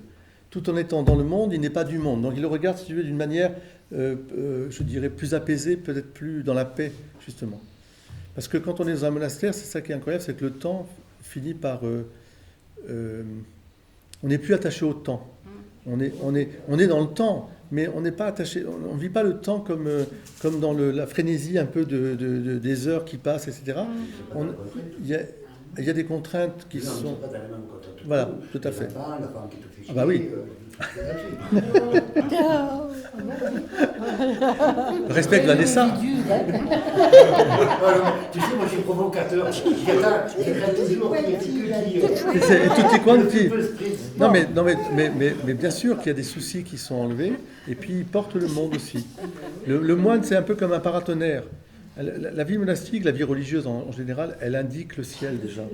Donc elle est une grande aide pour le monde, pour orienter les gens vers les fins dernières aussi, c'est-à-dire vers le ciel. Et en même temps, ils sont des paratonnerres parce qu'ils prient. Donc ce sont des lieux de paix. Moi, je dirais qu'un monastère, quelle que soit la congrégation, ce sont des lieux de paix. Quand on rentre dans un monastère, on est en paix, on a l'impression que les choses sont ordonnées. Et je dis toujours, c'est parce qu'il y a de l'ordre. Les choses sont ordonnées. Je dirais quand même hors du temps aussi, parce que moi j'ai été avec vous et je me suis senti complètement sorti de mon contact. Il a été incroyable. Il a passé le repas au réfectoire sans dire un mot. Et à la sortie après avec les moines, on rigolait, dit oh merde, c'est incroyable. Et après on était au petit salon, on était bien accueillis. Hein. C'était super bien, on a visité. On a visité un monastère, on a visité un peu, voilà. C'est vrai que le 7 mars, vous viendrez, vous verrez que le monastère, c'est très beau.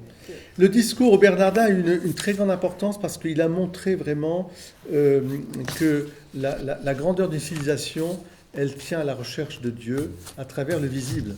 C'est-à-dire, les grandes civilisations sont des civilisations spirituelles, quelles que soient les civilisations. Elles ont toujours eu une référence à la quête spirituelle. Et le monachisme, c'est ça, c'est c'est s'être implanté dans l'Europe pour montrer qu'à travers le fonctionnement habituel d'une journée, d'une entreprise, etc., il y avait quelque chose d'autre. Donc Benoît XVI, il va donc ramener vraiment aux racines chrétiennes de la France à travers le monachisme. Et puis, il va avoir évidemment, alors je passerai mais il va avoir une attention particulière aussi pour la conférence épiscopale de France. Il va faire, dans l'hémicycle Sainte-Bernadette à Lourdes, il va se déranger lui-même pour venir en 2008. Alors, 2008, il ne faut pas s'étonner, c'est aussi le moment où, parce que c'est Benoît XVI qui a affronté le premier les scandales qui ont secoué l'Église. Hein. Et donc, il a été le premier, il était déjà en tant que préfet de la Congrégation pour la doctrine de la foi, il était intransigeant. Il n'y a pas de, comment dire, oui c'est ça, comment dire en anglais, oui c'est ça, c'est-à-dire pas de tolérance zéro. Tolérance zéro, ce n'est pas possible, voilà. Ça l'a profondément blessé, parce que lui, il ne pouvait pas imaginer une chose pareille, et surtout, il a été obligé d'aller, je dirais, d'affronter des situations qui avaient été laissées en jachère par son prédécesseur Jean-Paul II, pour des raisons qu'on peut comprendre. Jean-Paul II, d'abord, a été un pape voyageur, première chose. Deuxième chose, Jean-Paul II, donc, suscitait l'élan pour reprendre la vie de l'Église. Et donc, quand il voyait des congrégations, des communautés, etc., il était très encourageant pour... Bon. Et troisièmement, il a été quand même revolverisé, donc il a subi l'attentat, ce qui l'a affaibli aussi d'une certaine manière. Et surtout sur des sujets touchant donc ces abus dans l'Église, Ratzinger, lui, avait, en tant que préfet de la Congrégation de la foi, il était au courant de certaines choses qu'on lui rapportait, et il essayait de dire à Jean-Paul II, là, il faut faire attention, etc., etc. En tout cas, c'est lui qui le premier a pris les décisions fortes en tant que pape, hein, et a repris les rênes. Et donc, il est allé aussi, au moment pour la congrégation, voir l'évêque de l'Église de France, parce que l'Église de France est la première des églises qui a vraiment voulu aussi faire le nettoyage en grand de ces abus dans l'Église, avec la SIAZ, etc. Alors, on peut en dire, ce sera un autre sujet, j'ai des critiques aussi à faire, mais il est certain que l'épiscopat a été courageux, pour la bonne et simple raison, et moi j'étais en contact direct avec cette histoire, c'est qu'on a eu dans les années 2000 à peu près, l'affaire Piquant, Monseigneur Piquant, l'évêque d'Évreux, en Normandie. Moi je suis allé le voir parce que justement je lui ai dit, on avait un cas qui nous préoccupait, et cet évêque, qui faisait partie des évêques, je dirais, de l'ancienne école, très bon, très paternel, pas du tout... quand ils avaient des affaires un peu comme ça qui leur venaient, ils traitaient ça, je dirais, à la mode, comme on traitait ça dans la société de l'époque. Hein. On n'en parlait pas, on mettait de côté, etc. Que ce soit dans la société civile, la société ecclésiastique, on faisait comme ça. Et sauf que là, ça a commencé à germer, et qu'on a reproché à l'évêque, malgré le signalement qui avait été fait par des familles, d'avoir simplement déplacé le problème dans un autre endroit. Donc il y a eu, la justice s'en est occupée, l'évêque a été convoqué, enfin c'est le premier procès qui a eu lieu avec un évêque présent. Donc Benoît XVI est au courant de tout ça, et il va venir donc, là pour ça, il va venir aussi pour redonner aussi une courage à l'Église de France, et aux séminaristes et aux prêtres. Alors, on est en 2008, le 14 septembre, dimanche, jour de la Croix Glorieuse. C'est la première fois depuis mon pontificat que j'ai la joie de vous rencontrer tous ensemble, parce qu'il est profité de l'Assemblée plénière des évêques de France. Je salue cordialement votre président, le cardinal André 23, et je le remercie des paroles aimables et profondes qu'il m'a adressées en votre nom. Voilà, donc bien sûr, etc. Donc ça, c'est les... Je me réjouis d'être parmi vous ce soir dans cet hémicycle Sainte-Bernadette, qui est le lieu ordinaire de vos prières, de vos rencontres, lieu où vous exposez vos soucis et vos espérances, et lieu de vos discussions, de vos réflexions. Cette salle est située à un endroit privilégié près de la grotte des basiliques mariales. Certes, les visites à Limina vous font rencontrer régulièrement le successeur de Pierre à Rome, mais ce moment que nous vivons nous est donné comme une grâce pour réaffirmer les liens étroits qui nous unissent dans le partage du même sacerdoce directement issu de celui du Christ Rédempteur. Je vous encourage à continuer à travailler dans l'unité et la confiance, en pleine communion avec Pierre, qui est venu raffermir votre foi. La mission du pape, c'est de raffermir ses frères dans la foi. C'est ce que dit Pierre, ce que dit Jésus à Pierre. Quand tu seras revenu, etc., tu raffermiras tes frères dans la foi, avant même qu'ils trahissent Jésus. Et dans le même partage du sacerdoce directement issu de celui du Christ Rédempteur. Donc, vous l'avez dit, Éminence, bien nombreuses sont actuellement vos et nos préoccupations. Je sais que vous avez à cœur de travailler dans le nouveau cadre défini par la réorganisation de la carte des provinces ecclésiastiques, et je m'en réjouis vivement. Je voudrais en profiter pour vous faire réfléchir sur quelques thèmes que je sais être au centre de votre attention. L'Église, une, sainte, catholique et apostolique, vous a enfanté par le baptême. Elle vous a appelé à son service. Vous lui avez donné votre vie, d'abord comme diacre et prêtre, puis comme évêque. Je vous exprime toute mon estime pour ce don de vos personnes. Malgré l'ampleur de la tâche qui ne vient pas diminuer l'honneur qu'elle comporte, vous accomplissez avec fidélité et humilité la triple tâche qui est la vôtre, enseigner, gouverner, sanctifier. Et suivant la constitution de Vatican II, vous êtes successeur des apôtres, vous représentez le Christ à la tête des diocèses qui vous sont confiés, et vous vous efforcez d'y réaliser le portrait de l'évêque tracé par saint Paul. Vous avez à grandir sans cesse dans cette voie, afin d'être toujours plus hospitalier, ami du bien, pondéré, juste, pieux, maître de vous, attaché à l'enseignement sûr, conforme à la doctrine. Tite, c'est l'épître Tite 1, chapitre 1, versets 8 à 9. Le peuple chrétien doit vous considérer avec affection et respect. Dès l'origine, la tradition chrétienne insistait sur ce point. Tous ceux qui sont à Dieu et à Jésus-Christ, ceux-là sont avec l'évêque, disait saint Ignace d'Antioche. Voilà.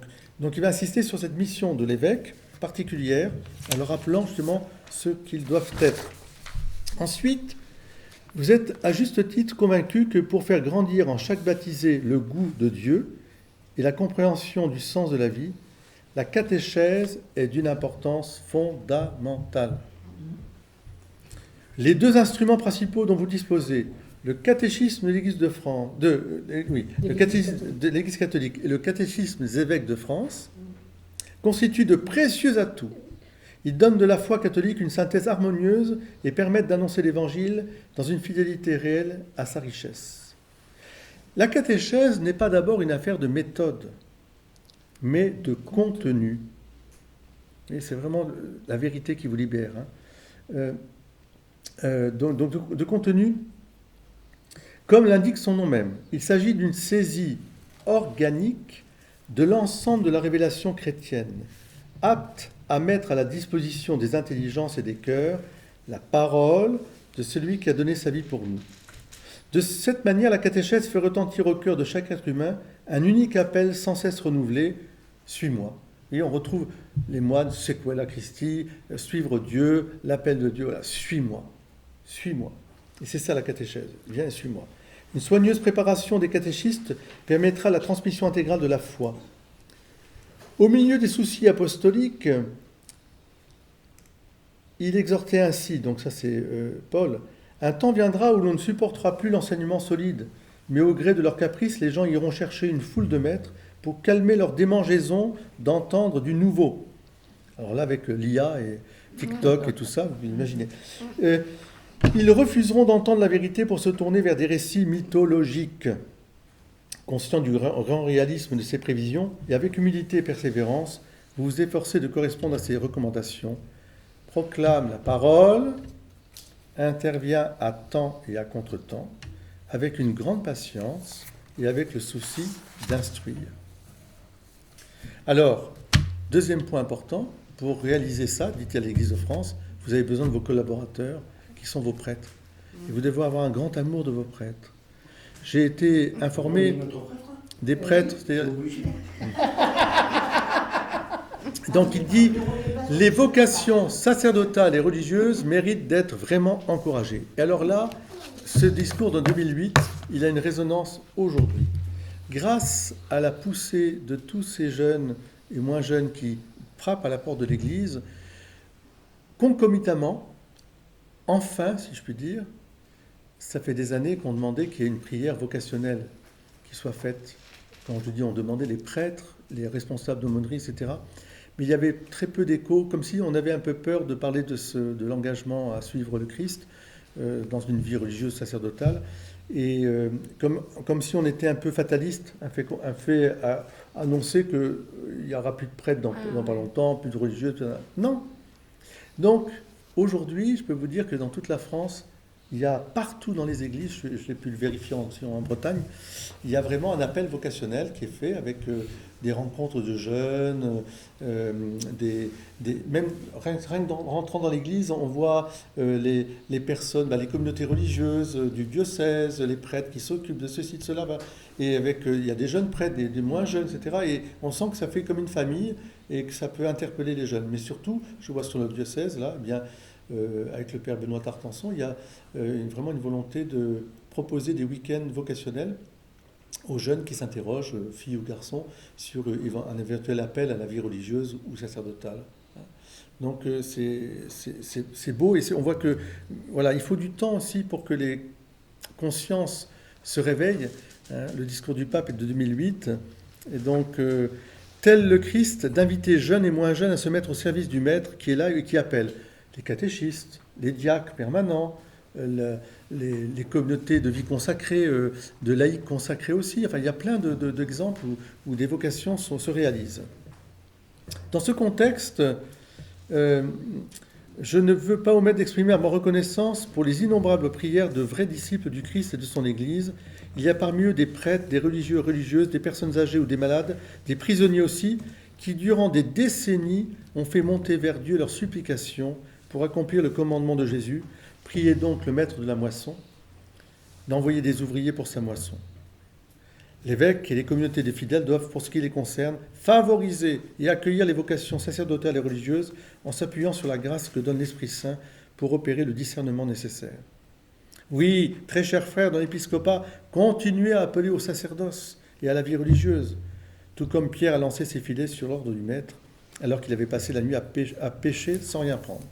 Donc la France aussi a été et est toujours un exemple aussi de ces séminaires qui sont là. Il y a des propédeutiques à Paray-le-Monial. On a mis un petit papier avec Sœur Dominique Le Serre du Père Jean-Marie qui est venu la semaine. Eh bien, ils sont, je ne vais pas me tromper, 16 en propédeutique. 16 garçons là qui font leur première année de discernement en vue du sacerdoce à Paray-le-Monial. On a mis leur nom à la Vierge Marie de Notre-Dame-du-Lac, la grande statue. Ils sont là. On ne dira jamais assez, alors là c'est très important, voilà ce que Jean-Paul II redit aux évêques de France, qui en sont quand même convaincus, croyez-moi, que Benoît XVI, on ne dira jamais assez que le sacerdoce est indispensable à l'Église dans l'intérêt même du laïcat. Les prêtres sont un don de Dieu pour l'Église. Les prêtres ne peuvent déléguer leurs fonctions aux fidèles en ce qui concerne leur mission propre. Chers frères dans l'épiscopat, je vous invite à rester soucieux d'aider vos prêtres à vivre dans une union intime avec le Christ. Donc là, après, il y a toute la question du curé d'Ars, à l'école du curé d'Ars, etc. Être attentif à leur formation. Ensuite, troisième point, forcément lié à ça, l'évêque qui annonce, qui gouverne, qui sanctifie, les prêtres comme collaborateurs, le culte liturgique. Et oui, parce que, on revient aussi à la messe, si tu veux, à la messe, là, le culte liturgique, l'expression suprême de la vie sacerdotale et épiscopale, comme aussi de l'enseignement catéchétique. C'est l'expression de la catéchèse aussi. C'est là que tout se passe, en fait. Il faut apprendre à vivre la liturgie. Votre charge de sanctification du peuple des fidèles est indispensable à la croissance de l'Église. J'ai été amené à préciser les conditions d'exercice de cette charge en ce qui concerne la possibilité d'utiliser aussi bien le missel du bienheureux Jean XXIII que celui du pape Paul VI. Alors, Jean XXIII et Paul VI sont saints maintenant. Alors, le missel de Jean XXIII, c'est le missel 62. C'est-à-dire que c'est l'ancien rite, si vous voulez, le rite extraordinaire, avant la réforme liturgique de Paul VI en 70. Des fruits de ces nouvelles dispositions ont déjà vu le jour, et j'espère que les indispensables pacifications des esprits, grâce à Dieu, sont en train de se faire. Bon, on sait qu'après la suite, avec François, ça a été un peu différent, mais on sent que Léon est en train de revenir. Nul, alors voilà ce qui est important.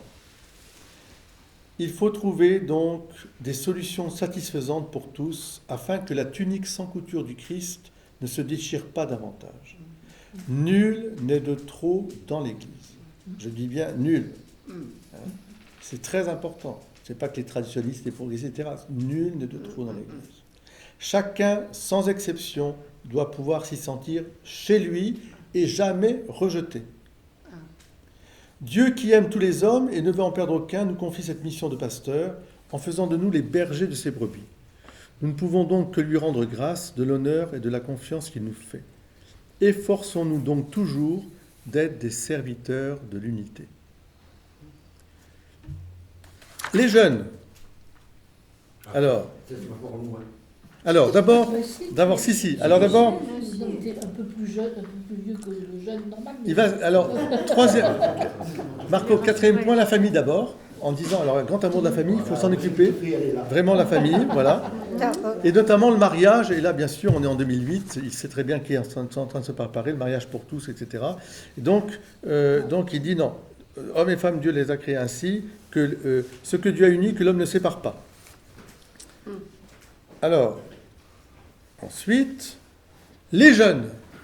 Alors, je le sais bien, chers frères, sont au centre de vos préoccupations. Les journées mondiales de la jeunesse. Alors, notre force, c'est ce que le Christ veut de nous, nous disait le cardinal Jean-Marie Lustiger. Au cours de son premier voyage en France, mon vénéré prédécesseur avait fait entendre aux jeunes de votre pays un discours qui n'a rien perdu de son actualité et qui avait reçu alors un accueil d'une ferveur inoubliable. La permissivité morale ne rend pas l'homme heureux. Voilà ce que Jean-Paul II avait dit en 97 dans la fidélité à nos engagements. La permissivité morale ne rend pas l'homme heureux. Avait-il proclamé, là c'était au Parc des Princes. Alors effectivement, ce discours qui a bouleversé aussi la France en 1981, il vient au Bourget, puis après il va faire son discours au Parc des Princes, et là, tout le monde applaudit, mais tout le monde attendait en fait ce discours. C'est infini. Ça a détruit complètement cette espèce de boulga avec du socialisme plus ou moins chrétien socialiste. C'était plus ça, c'était le Christ. Il faut suivre le Christ, etc. Voilà. C'était magnifique. Le bon sens qui inspirait la saine réaction de son éditoire n'est pas mort. Je prie l'Esprit Saint de parler au cœur de tous les fidèles et plus généralement de tous vos compatriotes, afin de leur donner ou de leur rendre le goût d'une vie menée selon les critères d'un bonheur véritable. À l'Élysée, j'ai évoqué l'autre jour l'originalité de la situation française, que le Saint-Siège désire respecter. C'est un respect, ce n'est pas une approbation. Je suis convaincu en effet que les nations ne doivent jamais accepter de voir disparaître ce qui fait leur identité propre.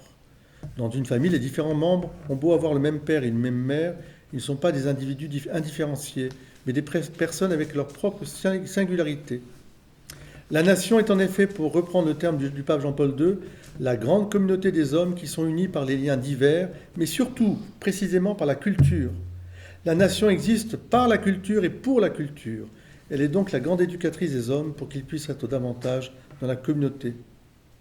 Dans cette perspective, la mise en évidence des racines chrétiennes de la France permettra à chacun des habitants de ce pays de mieux comprendre d'où il vient et où il va. Vous voyez, on est en plein dans le cœur du sujet d'aujourd'hui. Si on enlève la culture, les racines, on ne sait pas d'où on vient, où on va. Et donc les gens qui arrivent chez nous, ils ne savent même pas qui on est, etc., etc. Par conséquent, dans le cadre institutionnel existant et dans le plus grand respect des lois en vigueur, il faudrait trouver une voie nouvelle pour interpréter et vivre au quotidien les valeurs fondamentales sur lesquelles s'est construite l'identité de la nation. Votre valeur fondamentale sur lesquelles s'est construite l'identité. Votre président en avait évoqué la possibilité. 2008, ça devait être Chirac, je pense. Oui. Ah non, Sarkozy. Les présupposés sociopolitiques d'une antique méfiance ou même d'hostilité s'évanouissent peu à peu. L'Église ne revendique pas la place de l'État. Elle ne veut pas se substituer à lui. Elle est une société basée sur des convictions qui se sait responsable du tout et ne peut se limiter à elle-même. Elle parle avec liberté et dialogue avec autant de liberté dans le seul désir d'arriver à la construction de la liberté commune. Une saine collaboration entre communauté politique et Église, réalisée dans la conscience et le respect de l'indépendance et de l'autonomie de chacune dans son propre domaine, est un service rendu à l'homme, ordonné à son épanouissement personnel et social. Donc voilà, donc il a su. Et puis, il terminera aussi, donc là, ici, c'est le dialogue interreligieux, le judaïsme musulman. Donc là aussi, il y voit aussi quelque chose de très important pour l'Europe, en particulier pour la France. Un dialogue authentique demande comme condition fondamentale une bonne formation pour ceux qui le promeuvent, un discernement éclairé pour avancer peu à peu dans la découverte de la vérité. Le dialogue, au fond, nécessite d'abord de pouvoir rendre compte de sa propre foi en toute vérité et respect de l'autre, et écouter aussi ce que l'autre dit. Mais non pas pour convaincre l'autre, mais pour que l'autre comprenne, et il comprenne aussi ce que je suis, que moi je comprenne qui il est, pour qu'on puisse maintenir un dialogue. Sinon, on rompt le dialogue, et en fait, on est dans des murs, dans des casemates, et on peut pas c'est pas possible. On ne peut pas aider, on ne peut pas vivre ensemble. Vous parlez des religions. Oui, des religions ici. On ne peut pas vivre ensemble à ce moment-là. Entre parenthèses, le 17 février, donc la veille du mercredi santé, c'est le début du Ramadan, jusqu'au 19 mars. Et nous, ce sera du 17 février jusqu'au 4 avril. Et il y a un message qui est très important, que j'ai fait passer d'ailleurs aux communautés musulmanes, avec un retour aussi très fort du président du CFCM, PACA, avec vraiment un texte, je vous le ferai passer, parce que c'est vraiment très fort. Eux aussi, ils sont dans l'inquiétude de la société de violence dans laquelle on vit. Et spécialement en France, voilà, ils pensent que ce temps est un temps de prière et de purification, vraiment, pour qu'il y ait une vraie fraternité qui naisse. Alors bon, tout ça est je connais bien la personne, évidemment. Au fond, dans un dialogue, il y a une part de confiance. On peut dialoguer que si on a confiance. Si on n'a pas confiance, évidemment, on ne dialogue pas. Mais voilà, il faut connaître les gens, il faut les apprécier. Vous parlez que de la religion musulmane? Là, non, je parle aussi avec les juifs. Les juifs, c'est pas pareil. Ce qu'il y a, c'est que dans la religion catholique ou judaïque, il y a une structure. Ah ben oui, bien sûr. Dans la religion musulmane, oui, c'est le problème. Le problème, il est là. C'est que tu veux... Il faut quand même des têtes bien pensantes pour pouvoir discuter. Tu as des autorités, ces autorités sont limitées. Tu as des autorités qui sont, par exemple, le cas de M. Khalid Belkadir, il est le président des communautés musulmanes marocaines en France. Il a une autorité qui est liée au roi. Le roi l'a nommé et il doit rendre compte au roi de ce qu'il fait. Et donc il y a une autorité, si tu veux, qui est légitime et reconnue, et il travaille dans ce domaine-là. Il n'est pas son seul maître, si tu veux. C'est pas le problème de l'islam, c'est qu'on peut être imam, je veux dire, on peut se déclarer imam, quoi, comme ça. Donc tu as autant d'interprétation d'utilisation du Coran que d'individus qui veut. Et le problème qu'il y a, c'est qu'il n'y a pas d'autorité unique. Il y a un Coran. La Bible aussi a été mal utilisée. Ben ça, c'est une autre question. Oui, Elle a été, mais le message biblique, enfin, de la Bible tout entière est un message, comment dire, qui appelle justement à l'interrogation, au questionnement, à l'étude. On peut discuter. On peut discuter. Enfin, il y a même vraiment des... des... L'autre est immanent. Donc Tandis dans le Coran, ce qui est compliqué, c'est que tu as affaire à des écoles, à des écoles juridiques. Tu vois, ce que je te disais, c'est que c'est plus l'interprétation de la mise en pratique du Coran qui fait que chaque imam pratiquement a son interprétation. Hein. Il y en a qui vont vouloir battre les femmes, d'autres qui diront non, c'est pas ce que le Coran a dit, mais bon, en fait, comme le Coran dit tout et un peu son contraire, tu peux l'interpréter, voilà. Donc c'est des écoles juridiques qui s'affrontent, mais la charia est bien là. Alors donc le dialogue authentique, donc voilà. La société globalisée, pluriculturelle et plurireligieuse dans laquelle nous vivons est une opportunité que nous donne le Seigneur de proclamer la vérité et d'exercer l'amour, afin d'atteindre tout être humain sans distinction, même au-delà des limites de l'Église visible. Donc ça c'est aussi, je pense, quelque chose d'important. Et voilà, donc voilà. Alors, ça c'est Benoît XVI. Et puis, on en arrive aussi... Alors le pape François... alors, attends, je vois ce que c'est ça. Le pape François est juste... J'ai pas trouvé... Non, alors le pape François, le problème du pape François, si je puis dire, le problème, c'est qu'il n'a jamais voulu venir en France, de son pontificat, pour des raisons qui restent mystérieuses, dont on peut essayer de comprendre certaines choses. Non, je pense que d'une part, François s'est heurté précisément sur l'intransigeance d'abord d'un président de la République qui voulait nommer d'une manière unilatérale un ambassadeur de France au Vatican qui était un homosexuel notoire et surtout militant. Donc sur la cause LGTB. Et donc le Saint-Siège a dit non. Le pape a dit non, je n'accorde pas cette nomination d'ambassadeur. Et Hollande s'est redressé en disant si c'est ça, il n'y aura pas d'ambassadeur. Et le pape lui a répondu, vous savez, vous passerez, enfin, j'ai le temps. Voilà. Oui, c'est Hollande, ça. Oui, c'était sous François Hollande. Ah, c'était Hollande. C'est François Hollande. Alors, parce que la cause, on était en plein dans la libération, le mariage pour tous, machin, etc. etc. Donc, Jean-François, ça. Et je pense aussi qu'il y a eu des gestes un peu maladroits, je l'interprète comme ça, d'autres présidents, enfin de l'autre après, qui font que peut-être que François n'a pas aimé cette désinvolture un peu. Et d'abord, François Hollande n'est pas venu être fait chevalier, on appelle ça chanoine du Latran, ce qui est le titre des présidents, il a refusé aussi. Donc, tout ça, ça fait que voilà. Ouais. Et donc François a pris toujours un malin plaisir, entre guillemets, à ne jamais venir en France, même quand il venait en France. Donc je vais en Méditerranée, je vais au Parlement européen, et la seule chose qu'on fait avec habileté le cardinal Aveline, c'est qu'il a pu, en venant en Méditerranée, faire venir tous les évêques de France au stade de Marseille, au stade de l'Odrome, qu'il a été vainqueur pour une fois, parce qu'en ce moment il ne gagne pas beaucoup. Donc, et là, attends, et après c'est autre chose. Donc là il a fait ça donc avec tous les évêques de France. Là il y avait tous les évêques de France qui étaient là. Donc avec quelque chose de très important. Et où François s'est laissé prendre un petit peu par ça, mais il n'a pas du tout parlé pour la France en tant que telle. Il a parlé, son discours, c'était sur la Méditerranée, la culture, etc. Et ensuite, effectivement, autre signe incroyable, au même moment où la cathédrale Notre-Dame de Paris allait être inaugurée, où l'Église de France avait demandé éventuellement si le pape pouvait venir, on apprend par le cardinal Boustillot qu'en fait, le pape allait venir en Corse. Ce qui était encore une façon de dire, je ne veux pas venir en France face à ce président. C'est pour ça qu'il y a plein de choses, on ne peut pas en dire. Je pense que c'est prophétique quelque part aussi. C'est une façon de dire, je ne suis pas dupe de son caractère aussi. Hein, donc voilà. Donc c'est pour ça qu'il n'y a pas vraiment de texte. alors que tous ses prédécesseurs ont fait Si, il quelque a chose. dit des choses sur la France. Alors, ça, il a dit ça, à Strasbourg, à Marseille, la France, avec sa façade méditerranéenne, a une mission particulière. Donc on rejoint toujours la mission universelle de la France. Votre mission est d'être une terre d'accueil, de dialogue, fidèle à votre devise de fraternité. Bon.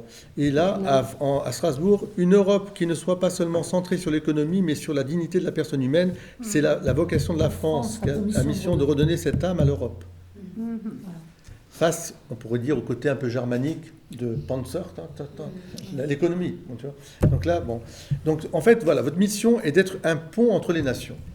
Ça, c'est François. Voilà, mais on peut dire que c'est très peu par rapport à... C'est déjà ça, Voilà, c'est très peu.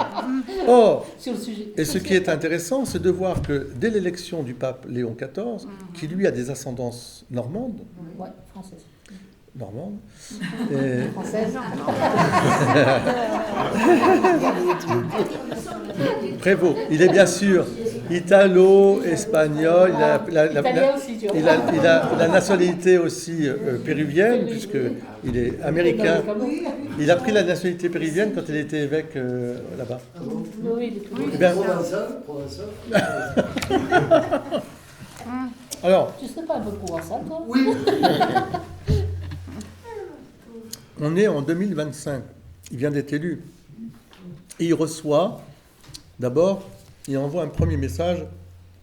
À Ben, Thésée. il va venir, hein. À Thésée. Et il reçoit un premier message à Thésée. Il voit la France, particulièrement Paris, comme terre d'héritage religieux lumineux, appelée à un pèlerinage de confiance sur terre.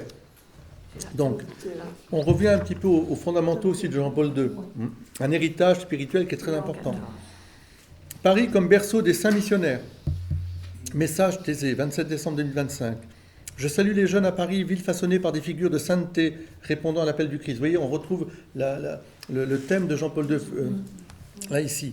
Donc, le Saint-Père est heureux de savoir que vous êtes rassemblés dans une ville marquée par un riche patrimoine religieux, façonné au fil des siècles par le témoignage lumineux de tant de figures de sainteté qui, chacune à sa manière, ont répondu avec audace à l'appel du Christ. Une mission française comme témoignage attractif et pacifique. Donc, toujours un peu dans ce... Là. Tendresse et proximité, là, c'est Sainte Thérèse de Lisieux, Saint Jean-Marie Vianney, Sainte Marie-Madeleine, Barra. Léon XIV a défini un nouveau programme pour le pays. Il ne saurait y avoir de plus beau, de plus simple programme d'évangélisation et de mission pour votre pays. 2 points. Faire découvrir à chacun l'amour de tendresse et de prédilection que le Christ porte à tout être humain. Donc il y a vraiment un message d'accueil, d'ouverture d'accueil qui est propre à la France, spécialement aux plus blessés. Il invite la France à sortir d'une vision purement institutionnelle ou politique de la religion pour retrouver une véritable profondeur spirituelle. Donc bâtisseur de ponts, de dialogue, etc., etc. Mais alors, il y a un texte, tu ne l'as pas mis ici, qui est très important. Lequel? C'est le texte, il va recevoir très vite, là, il y a 1 an, même pas, il a reçu des parlementaires français. Je crois pas. Il n'y a même pas 1 an. Bah oui, il n'y a pas 1 an. Il a été, oui, vous avez raison, il n'y a même pas 1 an. Il a reçu des parlementaires français, et là, ça a été l'occasion de l'Île-de-France, l'occasion de dire ceci. Il a dit ceci, si vous voulez, en résumé. Il y a un paradoxe en France, c'est qu'il y a non pas une distinction des pouvoirs, mais une volonté de séparer les 2 plans, du religieux et du politique. Et donc, c'est une situation qui est violente. S'adressant à des parlementaires catholiques, il leur a rappelé qu'il n'y avait pas de division dans la personne, qu'un parlementaire catholique devait penser comme un catholique, qu'il soit dans le privé comme dans sa sphère politique, qu'il ne pouvait pas ne pas unir, sa voix devait être la même, tout en ayant une écoute, un dialogue, mais il doit se prononcer en tant que parlementaire catholique. Parce que, et notamment sur les sujets de sociétaux aussi importants que l'euthanasie et bien sûr et tout le reste. Et donc ça c'est très important parce qu'il a rappelé ce devoir d'unité. Évidemment, ce qui montre aussi la particularité de la France. Il faut bien quand même comprendre ça, que cette situation de la séparation de l'Église et de l'État, je ne dis pas le fait de dire que l'Église a son domaine et que l'État a son domaine, ça c'est rendez à César ce qui est à César, à Dieu ce qui est à Dieu. Mais de vouloir séparer de la sphère publique tout plan religieux, toute référence à Dieu, ça c'est quelque chose qui est très violent et qui, petit à petit, enferme les consciences dans... Enfin, en fond, ce que j'ai toujours entendu dire, oh, le religieux, c'est l'affaire du privé. Donc, c'est dans le privé. Donc, ce que disait Chirac à un moment aussi, ce qu'on dit Giscard et d'autres, ben, en privé, je pense ça parce que je suis chrétien, mais en public, je vais vers le sens de la, je vais dire de la société, de la société. Alors, même si c'est contraire à mes propres convictions. Oui. Donc ça, c'est terrible. Il n'est pas seul à décider. Il y en a beaucoup Mais qui bien, font ça. on est bien évident. Mais il peut très bien dire, je suis contre. Ouais, c'est pas ça qui va- Le seul qui a eu le courage, il faut le dire, dans les débats d'avant une élection présidentielle, sur le débat sur l'euthanasie, ça a été Nicolas Sarkozy, qui, d'une manière habile, enfin, a dit mes principes philosophiques s'opposent à l'euthanasie. Il n'a pas parlé de religion, mais on se sentait bien ce que c'était derrière. La philosophie, c'était l'autre façon habile de dire ma conviction religieuse. Parce qu'en France, si vous dites mes convictions religieuses... Alors, aujourd'hui, il y a des voix quand même qui s'élèvent, même au Parlement. Des voix de députés qui, d'une manière très courageuse et ferme, disent « Mes racines chrétiennes, je suis chrétien, et je ne peux pas... » Alors, des députés des îles, par exemple, hein, ou même en France, enfin, en métropole, qui ont dit « Non, non, je ne peux pas... » Même de tous bords, hein, politiques, qui sont levés en disant « Non, je ne peux pas, moi, voter une telle loi. C'est tuer des personnes, c'est contraire à ma conscience. Je ne peux pas. » Voilà. C'est la fin. Les papes modernes, Comme ça. que ce soit Jean-Paul II jusqu'à Léon XIV, enfin l'époque de notre époque, ont insisté sur la mission particulière de la France comme une mission universelle. Une mission, je dirais, de rappeler la dignité profonde de la personne humaine face à une vision purement matérialiste, en fait, qu'elle soit totalitaire, collectiviste à la marxiste, disons, communiste, ou qu'elle soit de l'impérialisme économique, hein, où on supprime aussi des vies pour des raisons simplement économiques. La France a cette dimension qui lui vient de sa culture, de la vie monastique certainement qui s'est répandue là, des saints, et puis aussi de toute l'histoire. Moi, je suis un fervent admirateur du Puy du Fou, parce que j'estime qu'au Puy du Fou, on raconte toute l'histoire de France, depuis les gallo-romains jusqu'à notre époque moderne, en passant par la Révolution française, par les guerres de 39, 40, enfin de 14, 18. Tout y est pris, tout est mémoire et mémoriel, et on peut avoir des jugements plus ou moins sur telle ou telle époque, mais ça fait partie de notre histoire. Et cette histoire de France, elle est incroyable, et elle est sous-tendue par finalement cette sagesse chrétienne, cette mission chrétienne qui s'est répandue dans la Gaule. Alors voilà, les papes ont toujours rappelé cela, c'est ça le sens de la prophétique de la phrase de Jean-Paul II, « France, fille aînée de l'Église, es-tu fidèle aux promesses de ton baptême ?» Parce que de cette fidélité dépend le rayonnement universel pour le bien de l'humanité. Si tu n'es pas fidèle, tu vas rayonner universellement, mais des choses qui ne sont pas bonnes pour l'humanité. Et personnellement, et je l'affirme, c'est bien soit une société, une civilisation de la vie, de l'amour et du respect de toute personne depuis sa conception jusqu'à la fin, soit ce sera un rayonnement universel qui voudra s'étendre à l'univers d'une société de mort, où il n'y a plus le respect de la personne humaine depuis sa conception jusqu'à la fin. Et ça, c'est vraiment l'enjeu, où il y a vraiment une mission. Il y a des signes d'espérance, de grands signes d'espérance, et parmi ces signes d'espérance, en France, qu'a souligné Léon XIV. Léon XIV a souligné ça. C'est le paradoxe de la France, de voir que dans un pays athée à 50%, les racines chrétiennes sont tellement profondes qu'il y a ce phénomène d'appel au baptême, au sacrement, qui soulève la jeunesse aujourd'hui en France et qui est un phénomène proprement français.